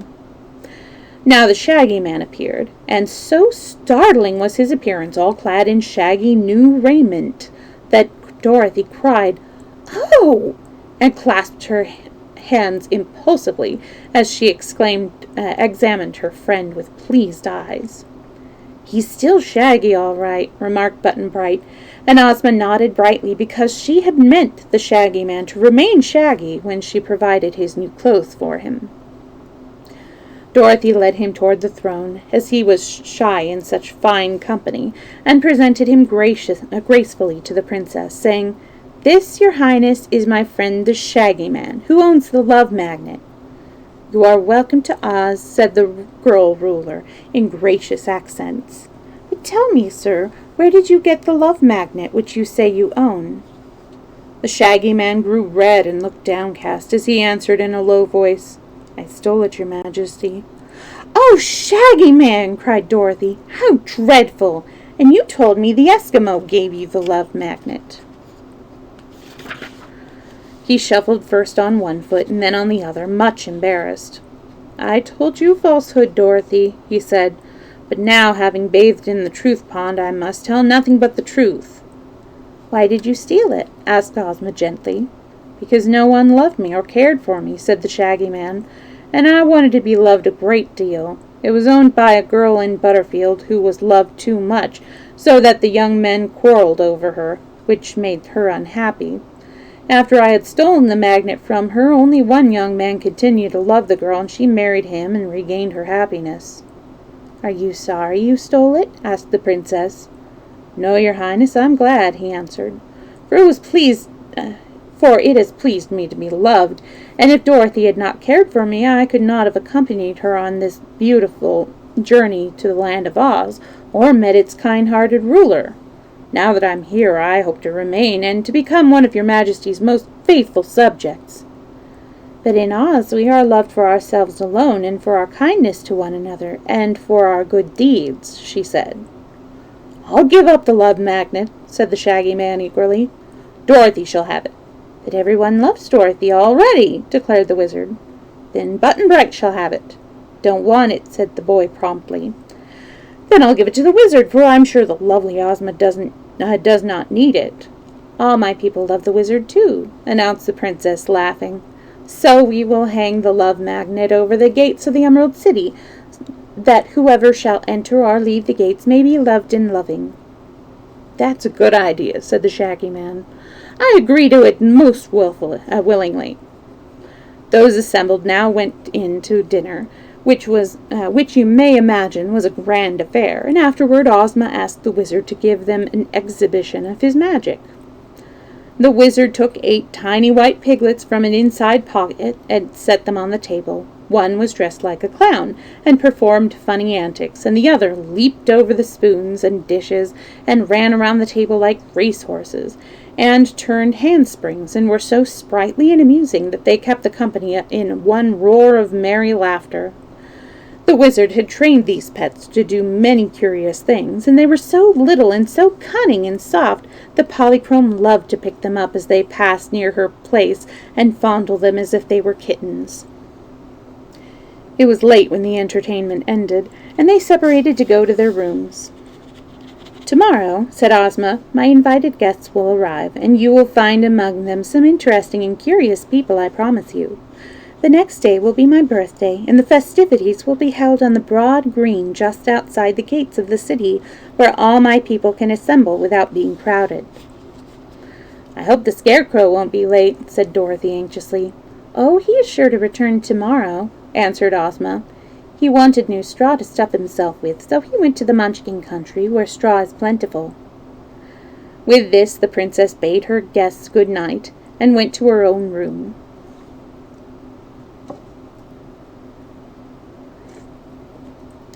Chapter 21.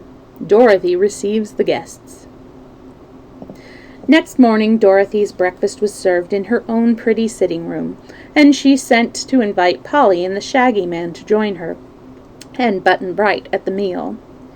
They came gladly, and Toto also had breakfast with them, so that the little party that had traveled together to Oz was once more reunited.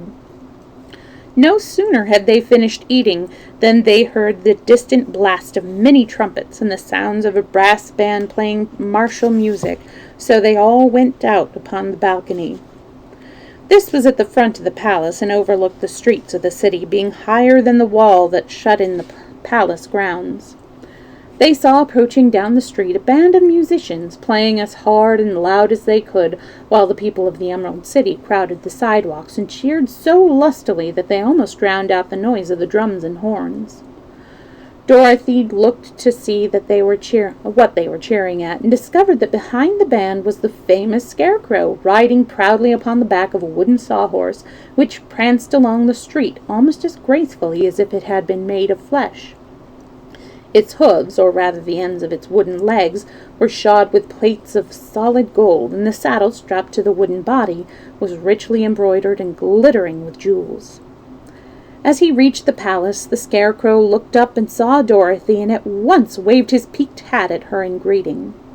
He rode up to the front door and dismounted, and the band stopped playing and went away, and the crowds of people returned to their dwellings.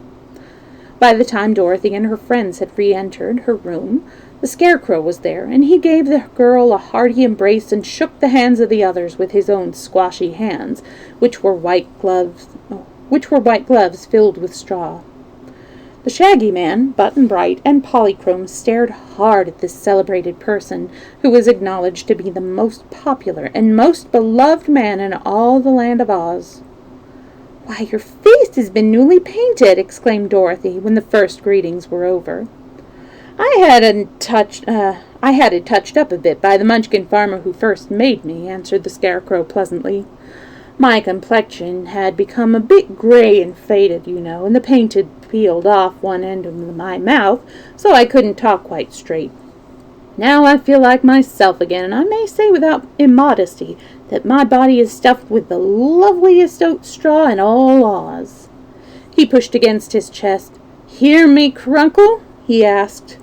"Yes," said Dorothy, "you sound fine." Button-Bright was wonderfully attracted by the straw man, and so was Polly. The Shaggy Man treated him with great respect because he was so queerly made. Jellia-Jam now came to say that Ozma wanted Princess Dorothy to receive the invited guests in the throne room as they arrived. The ruler was herself busy ordering the preparations for the morrow's festivities, so she wished her friends to act in her place. Dorothy willingly agreed, being the only other princess in the Emerald City, so she went to the great throne room and sat in Ozma's seat, placing Polly on one side of her and Button-Bright on the other.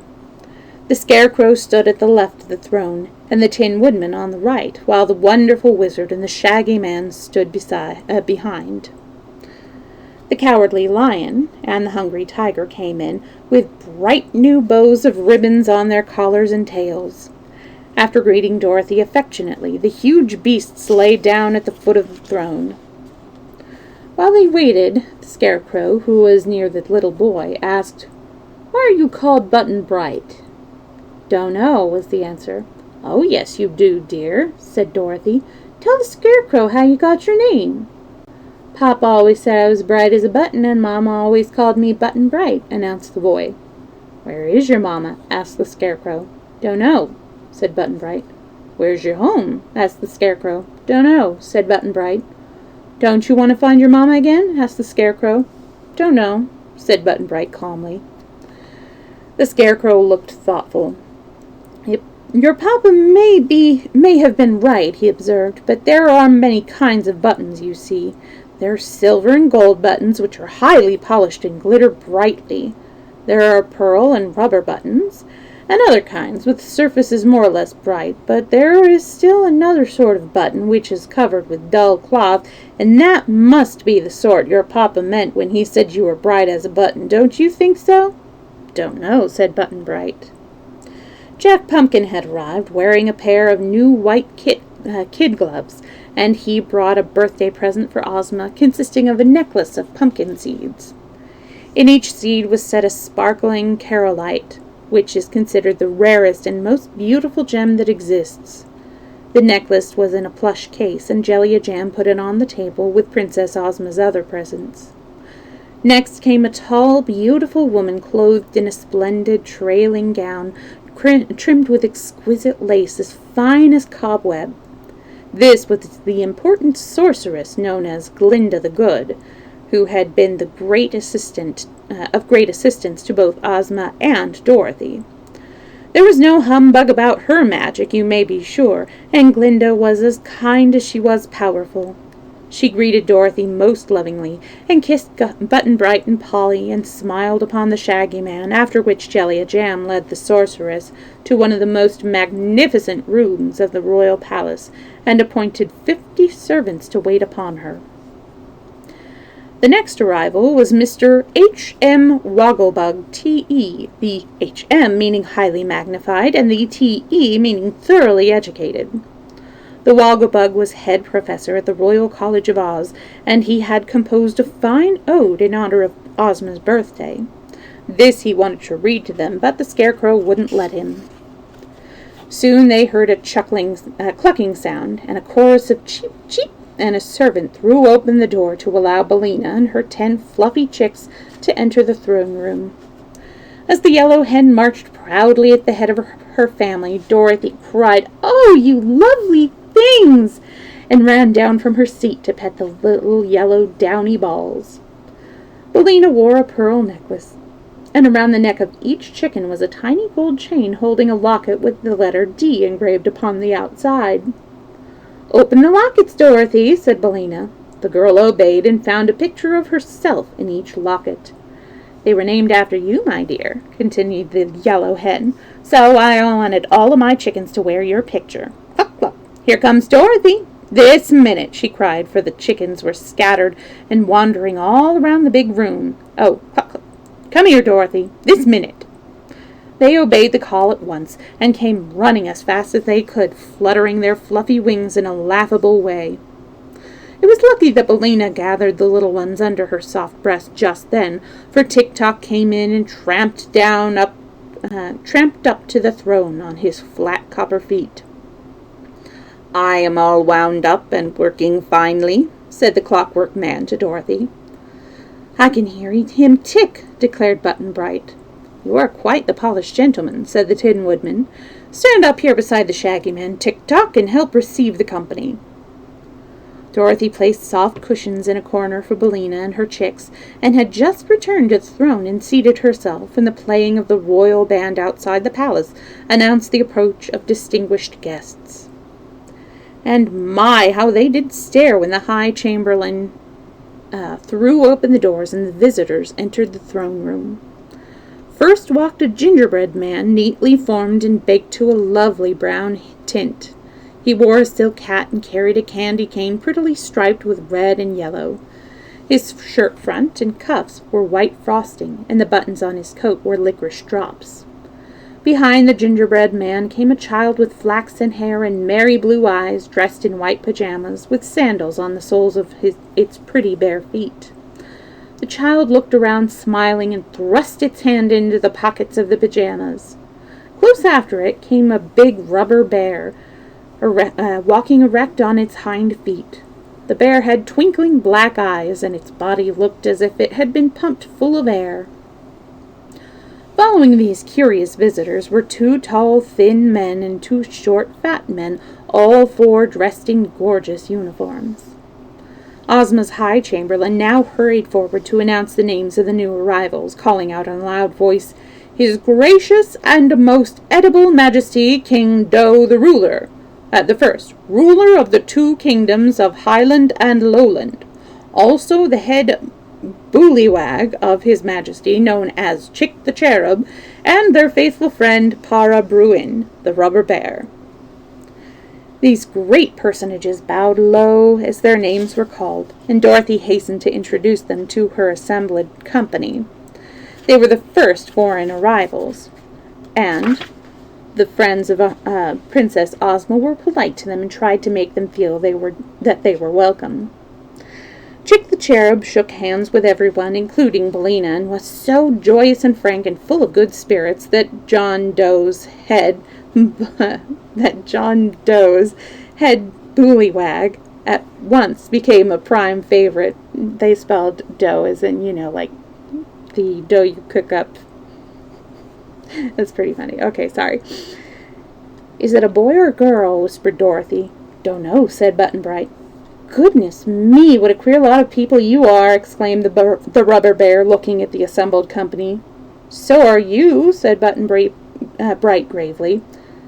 "Is King Do good to eat?" "He's too good to eat," laughed Chick the Cherub. "I hope none of you are fond of gingerbread," said the king rather anxiously. "We should never think of eating our visitors if we were," declared the Scarecrow, "so please do not worry, for you will be perfectly safe while you remain in Oz." Why do they call you Chick?" the Yellow Hen asked the child. "Because I'm an incubator baby and never had any parents," replied the head bullywag. "My chicks have a parent and I'm it," said Bellina. "I'm glad of that," answered Cherub, "because they'll have more fun worrying you than if they were brought up in an incubator. The incubator never worries, you know." King John Doe had brought for Ozma's birthday present a lovely gingerbread crown with rows of small pearls around it, and a fine big pearl in each of its 5 points. After this had been received by Dorothy with proper thanks and placed on the table with the other presents, the visitors from Highland and Lowland were escorted to their rooms by the High Chamberlain. They had no sooner departed than the band before the palace began to play again, announcing more arrivals, and as these were doubtless from foreign parts, the High Chamberlain hurried back to receive them in his most official manner.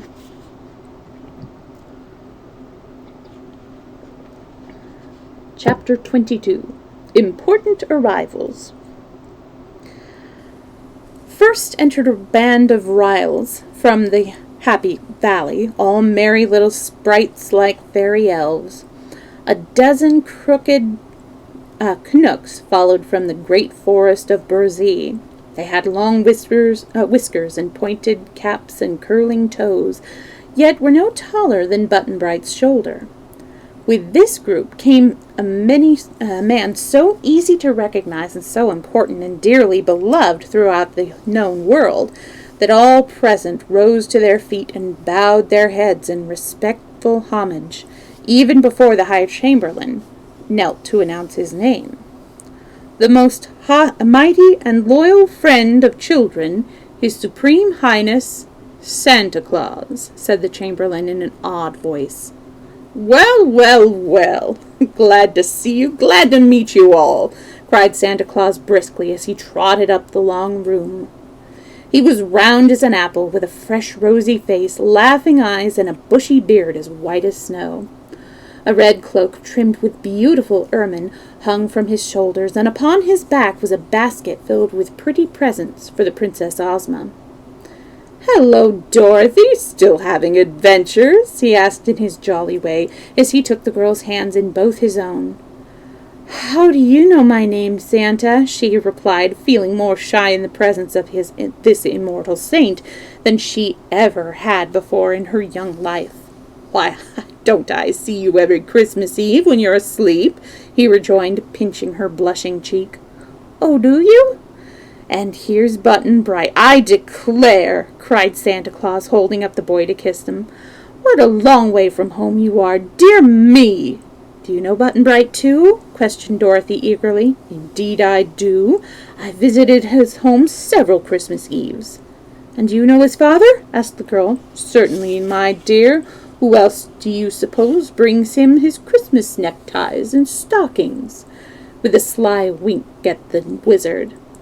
"Then where does he live? We're just crazy to know, 'cause Button-Bright's lost," she said. Santa laughed and laid his finger aside of his nose, as if thinking what to reply. He leaned over and whispered something in the wizard's ear, at which the wizard smiled and nodded as if he understood. Now Santa spied Polychrome and trotted over to where she stood. "Seems to me the Rainbow's Daughter is further from home than any of you," he observed, looking at the pretty maiden admiringly. "I'll have to tell your father where you are, Polly, and send him to get you." "Please do, dear Santa Claus," implored the little maid beseechingly. "But just now we must all have a jolly good time at Ozma's party," said the old gentleman, turning to put his presents on the table with the others already there. "It isn't often I find time to leave my castle, as you know, but Ozma invited me, and I just couldn't help coming to celebrate the happy occasion." "I'm so glad!" exclaimed Dorothy. "These are my Ryls," pointing to the little sprites squatting around him. "Their business is to paint the colors of the flowers when they bud and bloom, but I brought the merry fellows along to see Oz, and we've left their paint pots behind them. Also, I brought these crooked Knooks whom I love. My dears, the Knooks are much nicer than they look, for their duty is to water and care for the young trees of the forest, and they do their work faithfully and well. It's hard work, though, when it makes my Knooks crooked and gnarled like the trees themselves, but their hearts are big and kind, as are the hearts of all who do good in our beautiful world." "I've read of the Ryls and Knooks," said Dorothy, looking upon these little workers with interest. Santa Claus turned to talk with the Scarecrow and the Tin Woodman, and he also said a kind word to the Shaggy Man, and afterward went away to ride the Sawhorse around the Emerald City. "For," said he, "I must see all the grand sights while I am here and have the chance, and Ozma has promised to let me ride a Sawhorse because I'm getting fat and short of breath." "Where are your reindeer?" asked Polychrome. "I left them at home, for it is too warm for them in this sunny country," he answered. "They're used to winter weather when they travel." In a flash he was gone, and the Ryls and Knooks with him, but they could all hear the golden hoofs of the Sawhorse ringing in the marble pavement outside as he pranced away with his noble rider. Presently the band played again, and the High Chamberlain announced, "Her Gracious Majesty, the Queen of Merryland." They looked earnestly to discover whom this queen might be, and saw advancing up the room an exquisite wax doll dressed in dainty fluffs and ruffles and spangled gown. She was almost as big as Button Bright, and her cheeks and mouth and eyebrows were prettily painted in delicate colors. Her blue eyes stared a bit, being of glass, yet the expression upon Her Majesty's face was quite pleasant and decidedly winning. With the Queen of Maryland were 4 wooden soldiers, 2 stalking ahead of her with much dignity, and 2 following behind, like a royal bodyguard. The soldiers were painted in bright colors and carried wooden guns, and after them came a fat little man who attracted attention at once, although he seemed modest and retiring, for he was made of candy, and carried a tin sugar sifter filled with powdered sugar, with which he dusted himself frequently so that he wouldn't stick to things if he touched them. The High Chamberlain had called him the Candy Man of Maryland, and Dorothy saw that one of his thumbs looked as if it had been bitten off by someone who was fond of candy and couldn't resist the temptation. The wax doll Queen spoke prettily to Dorothy and the others, and sent her loving greetings to Ozma before she retired to the rooms prepared for her. She had brought a birthday present wrapped in tissue paper and tied with pink and blue ribbons, and one of the wooden soldiers placed it on the table with the other gifts. But the Candy Man did not go to his room, because he said he preferred to stay and talk with the Scarecrow and Tick-Tock and the Wizard and Tin Woodman, whom he declared the queerest people he had ever met. Button Bright was glad the Candy Man stayed at the throne room, because the boy thought this guest smelled deliciously of wintergreen and maple syrup. The braided man who entered the room, having been fortunate enough to receive an invitation to the Princess Ozma's the braided man now entered the room, having been fortunate enough to receive an invitation to the Princess Ozma's party. He was from a cave halfway between the Invisible Valley and the country of the gargoyles, and his hair and whiskers were so long that he was obliged to plait them into many braids that hung to his feet, and every braid was tied with a bow of colored ribbons. I brought Princess Ozma a box of flutters for her birthday," said the braided man earnestly, "and I hope she will like them, for they are the finest quality I have ever made." "I'm sure she will be greatly pleased," said Dorothy, who remembered the braided man well, and the Wizard introduced the guest to the rest of the company and made him sit down in a chair and keep quiet, for, if allowed, he would talk continually about his flutters. The band then played a welcome to another set of guests, and into the throne room swept the handsome and stately Queen of Ev. She's from the Return to Oz story that we get the Tick-Tock and Billina from.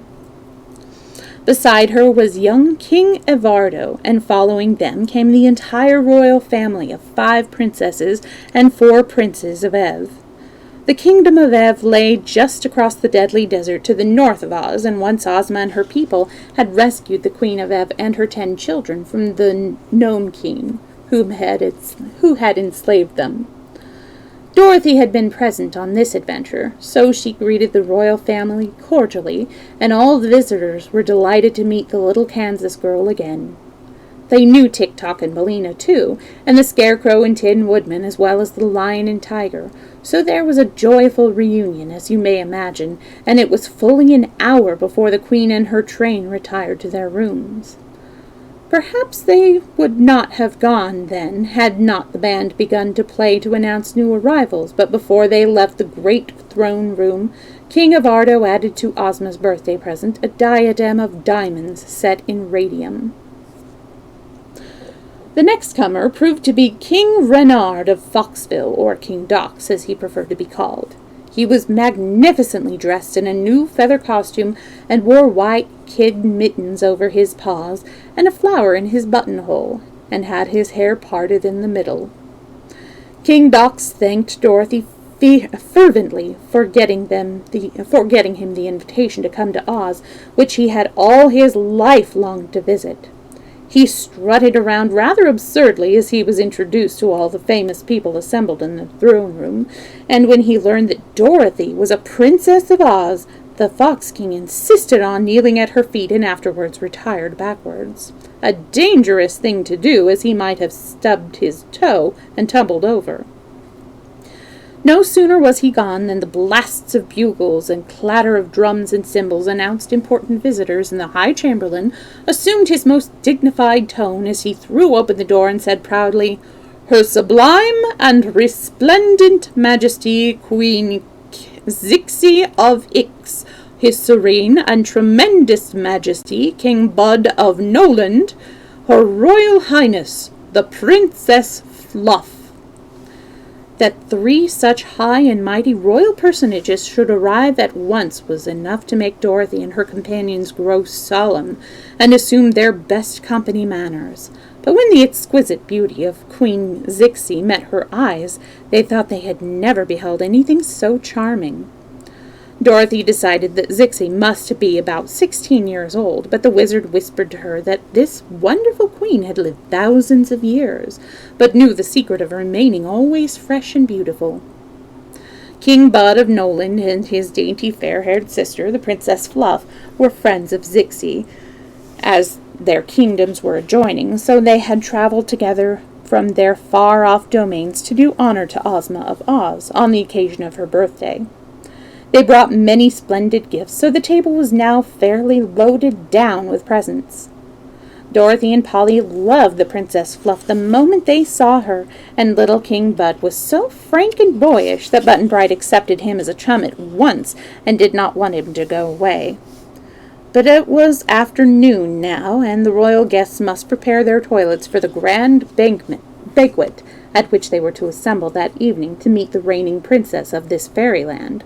So Queen Zixi was shown to her room by a troop of maidens led by Jellia Jam, and Bud and Fluff presently withdrew to their own apartments. "My, what a big party Ozma is going to have!" exclaimed Dorothy. "I guess the palace will be chock full, Button-Bright, don't you think?" "Don't know," said the boy. "But we must go to our rooms pretty soon to dress for the banquet," continued the girl. "I don't have to dress," said the Candy Man from Maryland. "All I need do is to dust myself with fresh sugar." "Tick-Tock always wears the same suits for clothes," said the Tin Woodman, "and so does our friend the Scarecrow." "My feathers are good enough for any occasion," cried Billina from her corner. "Then I shall leave you 4 to welcome any new guests that come," said Dorothy, "for Button-Bright and I must look our very best at Ozma's banquet." "Who is still to come?" asked the Scarecrow. "Well, there's King Kickabrae of Dunkiton, and Johnny Dewett, and the Good Witch of the North, but Johnny Dewett may not get here until late. He's so very busy." "We will receive them and give them a proper welcome," promised the Scarecrow. "So run along, little Dorothy, and get yourself dressed." Oh, we're getting near the end, so we're not going to run over too much.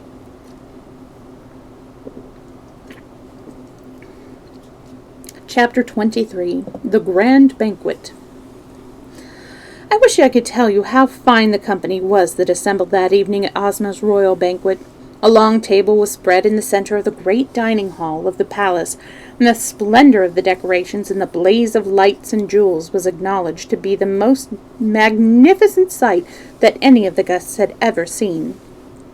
The jolliest person present, as well as the most important, was, of course, old Santa Claus, so he was given the seat of honor at one end of the table, while at the other end sat Princess Ozma, the hostess. John Doe, Queen Zixi, King Bud, the Queen of Ev, and her son Evardo, and the Queen of Merryland, had golden thrones to sit in, while the others were supplied with beautiful chairs. At the upper end of the banquet room was a separate table provided for the animals. Toto sat at one end of this table with a bib tied around his neck and a silver platter to eat from. At the other end was placed a small stand with a low rail along the edge of it for Billina and her chicks. The rail kept the 10 little Dorothys from falling off the stand, while the yellow hen could easily reach over it and take her food from her tray upon the table. At other places sat the hungry tiger, the cowardly lion, the sawhorse, the rubber bear, the fox king, and the donkey king. They made quite a company of animals. At the lower end of the great room was another table, at which sat the Ryls and Canucks, who had come with Santa Claus, the wooden soldiers who had come with the Queen of Merryland, and the Highlanders and Lowlanders who had come with John Doe. Here were also seated the officers of the royal palace and of Ozma's army. The splendid costumes of those at the three tables made a gorgeous and glittering display that no one present was ever likely to forget. Perhaps there has never been in any part of the world at any time another assemblage of such wonderful people as that which gathered this evening to honor the birthday of the ruler of Oz. When all members of the company were in their places, an orchestra of 500 pieces in a balcony overlooking the banquet room began to play sweet and delightful music. Then a door draped with royal green opened, and in came the fair and girlish Princess Ozma, who now greeted her guests in person for the first time. As she stood by her throne at the head of the banquet table, every eye was turned eagerly upon the lovely princess, who was as dignified as she was bewitching, and who smiled upon all her old and new friends in a way that touched their hearts, and brought an answering smile to every face. Each guest had been served with a crystal goblet filled with la casa, which is a sort of nectar famous in Oz and nicer to drink than soda water or lemonade.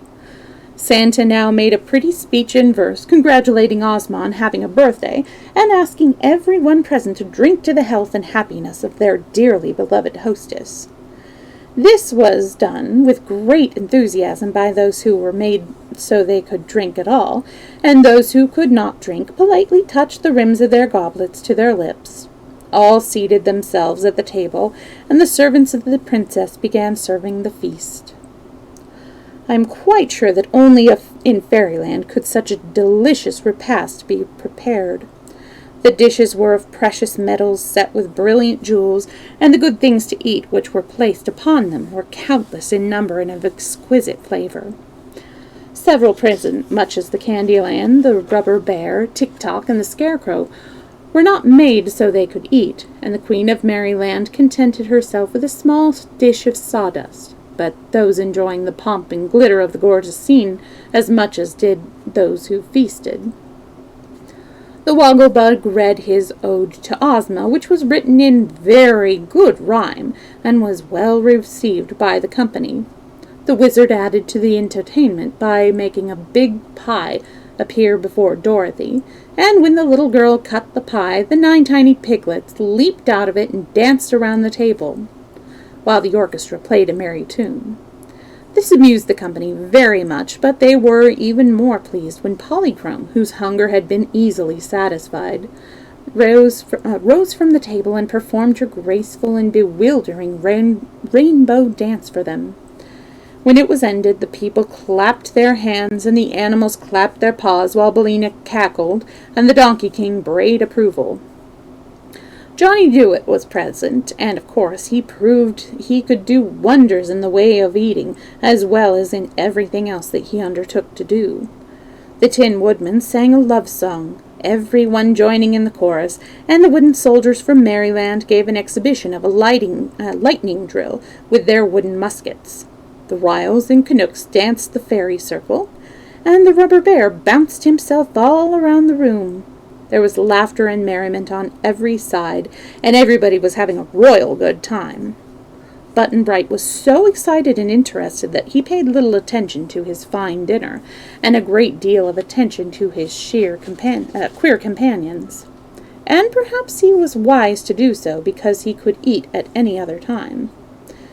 And the feasting and merrymaking continued until late in the evening, when they separated to meet again the next morning and take part in the birthday celebration, to which this royal banquet was merely the introduction.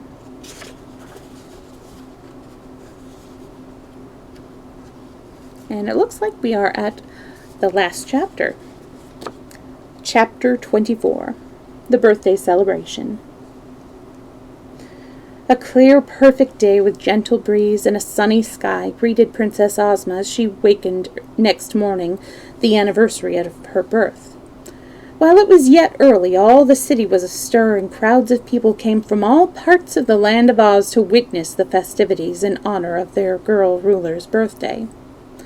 The noted visitors from foreign countries, who had all been transported to the Emerald City by means of the magic belt, were as much a show to the Ozites as were their own familiar celebrations, and the streets leading from the royal palace to the jeweled gates were thronged with men, women, and children to see the procession as it passed out of the green fields where the ceremonies were to take place. And what a great procession it was! First came 1,000 young girls, the prettiest in the land, dressed in white muslin, with green sashes and hair ribbons, bearing green baskets of red roses. As they walked, they scattered these flowers upon the marble pavements, so that the way was carpeted thick with roses for the procession to walk upon. Then came the rulers of the 4 kingdoms of Oz, the Emperor of the Winkies, the Monarch of the Munchkins, the King of the Quadlings, and the Sovereign of the Gillikins, each wearing a long chain of emeralds round his neck to show that he was a vassal of the ruler of the Emerald City. Next marched the Emerald City Cornet Band, clothed in green and gold uniforms and playing the Ozma two-step. The Royal Army of Oz followed, consisting of 27 officers, from the Captain General down to the lieutenants. There were no privates in Ozma's army because soldiers were not needed to fight battles, but only to look important, and an officer always looked more imposing than a private. While the people cheered and waved their hats and handkerchiefs, there came walking the royal Princess Ozma, looking so pretty and sweet that it was no wonder her people loved her so dearly. She had decided she would not ride in her chariot that day, as she preferred to walk in the procession with her favored subjects and her guests. Just in front of her trotted the living blue bear rug owned by old Dinah, which hobbled clumsily on its 4 feet because there was nothing but the skin to support them, with a stuffed head at one end and a stubby tail at the other. But whenever Ozma paused in her walk, the bear would hop down flat upon the ground for the princess to stand upon while she resumed her progress. Following the princess stalked her 2 enormous beasts, the Cowardly Lion and the Hungry Tiger, and even if the army had not been there, these 2 would have been powerful enough to guard their mistress from any harm. Next marched the invited guests, who were loudly cheered by the people of Oz along the road, and were therefore obliged to bow to right and left almost every step of the way. First was Santa Claus, who, because he was fat and not used to walking, rode the wonderful sawhorse. The merry old gentleman had a basket of small toys with him, and he tossed the toys one by one to the children as he passed by. His Ryls and Canucks marched close behind him. Queen Zixie of Ix came after. Then John Doe and the cherub, and with the rubber bear called Para Bruin, strutting past them on his hind legs. Then the Queen of Merryland, escorted by her wooden soldiers. Then King Bud of Noland and his sister, the Princess Fluff.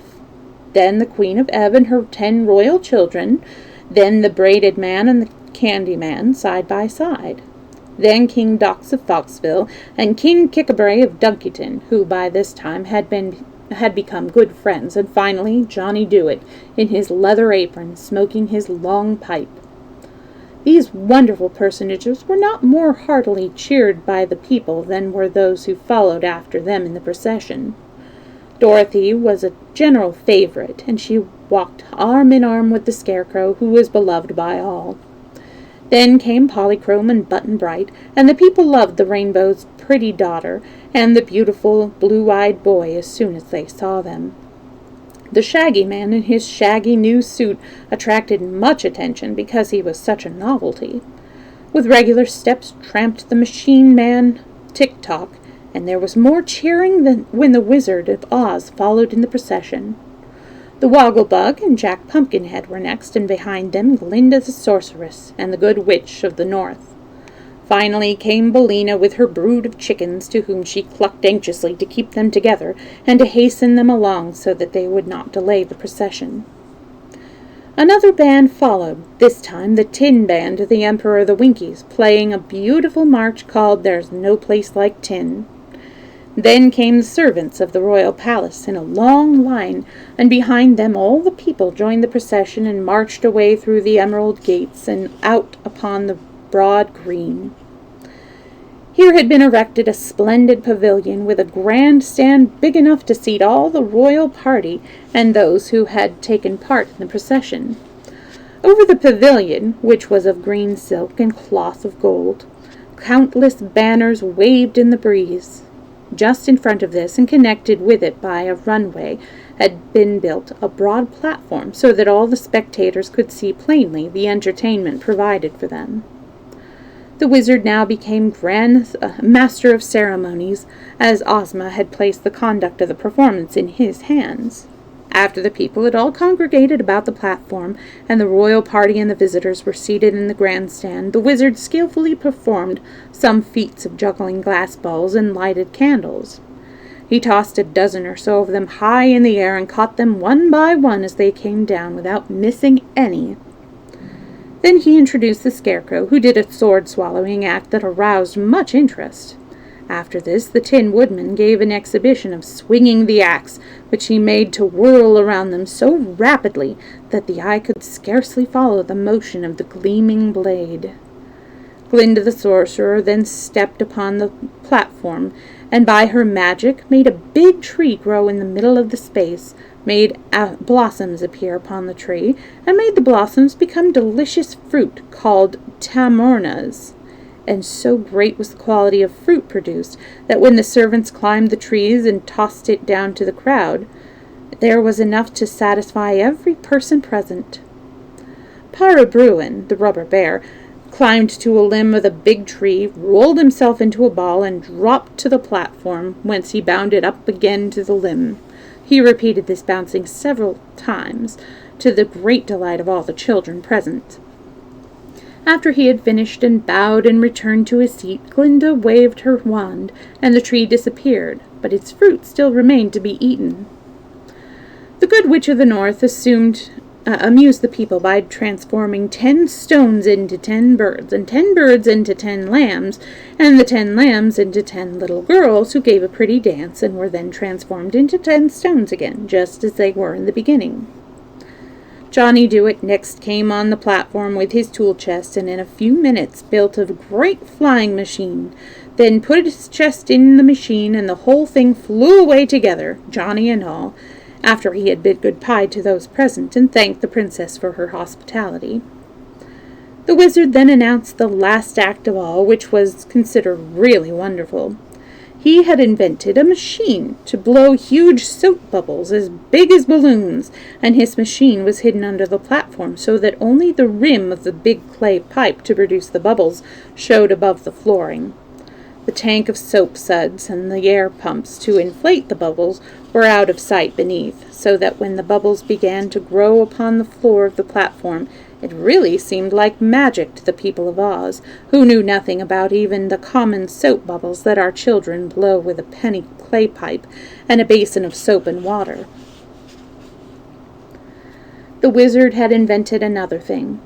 Usually soap bubbles are frail and burst easily, lasting only a few moments when they float in the air, but the wizard added a sort of glue to his soap suds, which made his bubbles tough. And as the glue dried rapidly when exposed to the air, the wizard's bubbles were strong enough to float for hours without breaking. He began by blowing, by means with his machinery and air pumps, several large bubbles which he allowed to float upwards toward the sky, where the sunshine fell upon them and gave them iridescent hues that were most beautiful. This aroused much wonder and delight, because it was a new amusement to everyone present, except perhaps Dorothy and Button-Bright, and even they had never seen such big, strong bubbles before. The wizard then blew a bunch of small bubbles and afterward blew a big bubble around them so that they were left in the center of it. Then he allowed the whole mass of pretty globes to float into the air and disappear in the far distant sky. "That is really fine," declared Santa Claus, who loved toys and pretty things. "I think, Mr. Wizard, I shall have you blow a bubble around me. Then I can float away home and see the country spread out beneath me as I travel. There isn't a spot on earth that I haven't visited, but I usually go in the night time, riding behind my swift reindeer. Here is a good chance to observe the country by daylight while I am riding slowly and at my ease."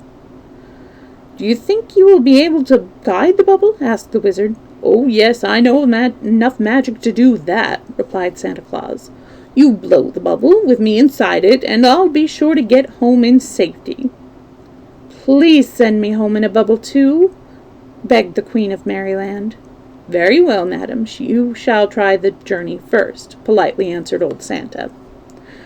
The pretty wax doll bade goodbye to the Princess Ozma and the others, and stood on the platform while the wizard blew a big soap bubble around her. When completed, he allowed the bubble to float slowly upward, and there could be seen the little Queen of Merryland standing in the middle of it and blowing kisses from her fingers to those below. The bubble took a southerly direction, quickly floating out of sight. "That's a very nice way to travel," said Princess Fluff. "I'd like to go home in a bubble, too." So the wizard blew a big bubble around Princess Fluff, and another around King Bud, her brother, and a third one around Queen Zixie, and soon these 3 bubbles had mounted into the sky and were floating off in a group in the direction of the kingdom of Noland. The success of these ventures induced the other guests from foreign lands to undertake bubble journeys also, so the wizard put them one by one inside his bubbles, and Santa Claus directed the way they should go because he knew exactly where everybody lived. Finally, Button-Bright said, "I want to go home too." "Why, so you shall," cried Santa, "for I'm sure your father and mother will be pleased to see you again. Mr. Wizard, please blow a big, fine bubble for Button-Bright to ride in, and I'll agree to send him home to his family as safe can be."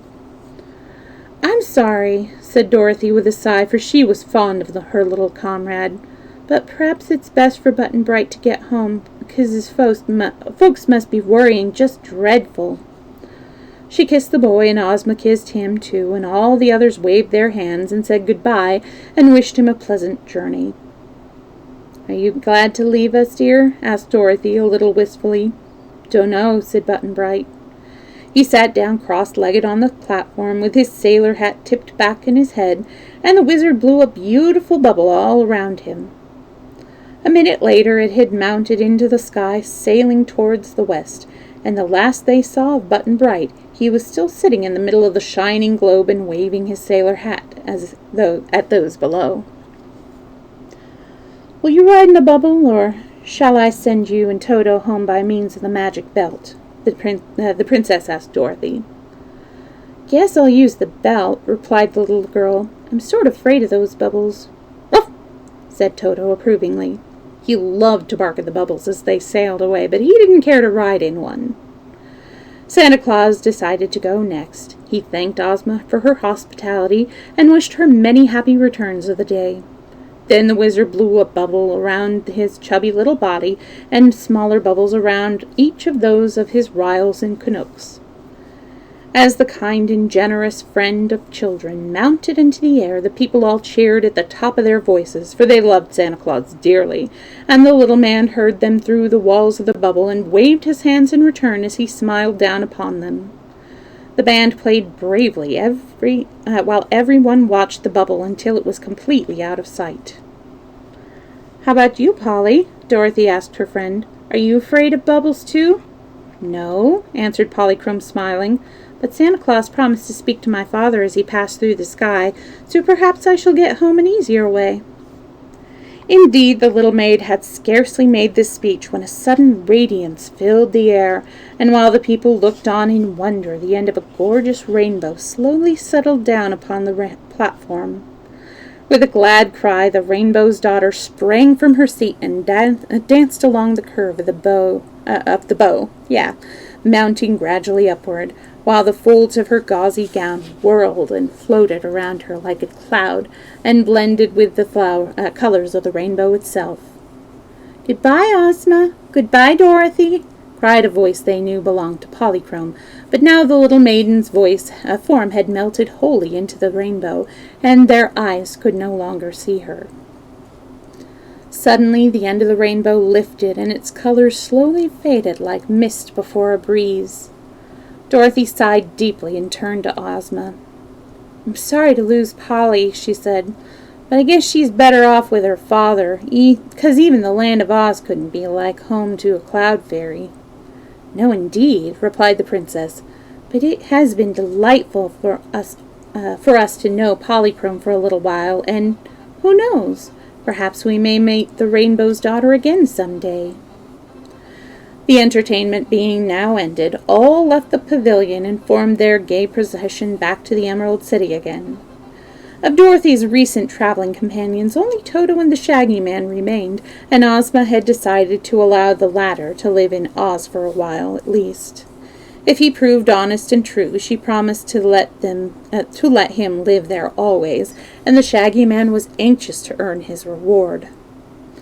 They had a nice, quiet dinner together and passed a pleasant evening with the Scarecrow, the Tin Woodman, Tick-Tock, and the Yellow Hen for company.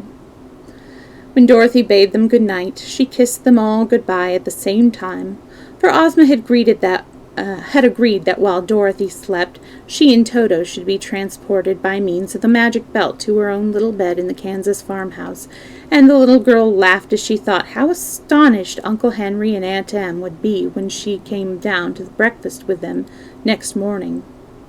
Quite content to have had so pleasant an adventure, and a little tired by all the day's busy scenes, Dorothy clasped Toto in her arms and lay down upon the pretty white bed in her room in Ozma's royal palace. Presently she was sound asleep. All right, we have come to the end of The Road to Oz. So I'm going to end the Storytime stream here. I am going to come back in just a few minutes to do a game stream. I'm not really sure what I'm going to play yet, but it'll be like something chill, maybe Stardew Valley. Maybe we can reach level 100 in the Skull Caverns. Oh, I should click on my little maestro so that you can see I'm chatting. Next story time will be adult story time tomorrow, 2 to 4. We are going to be continuing with the picture of Dorian Gray. And then again on Sunday, we're going to be continuing Dorian Gray.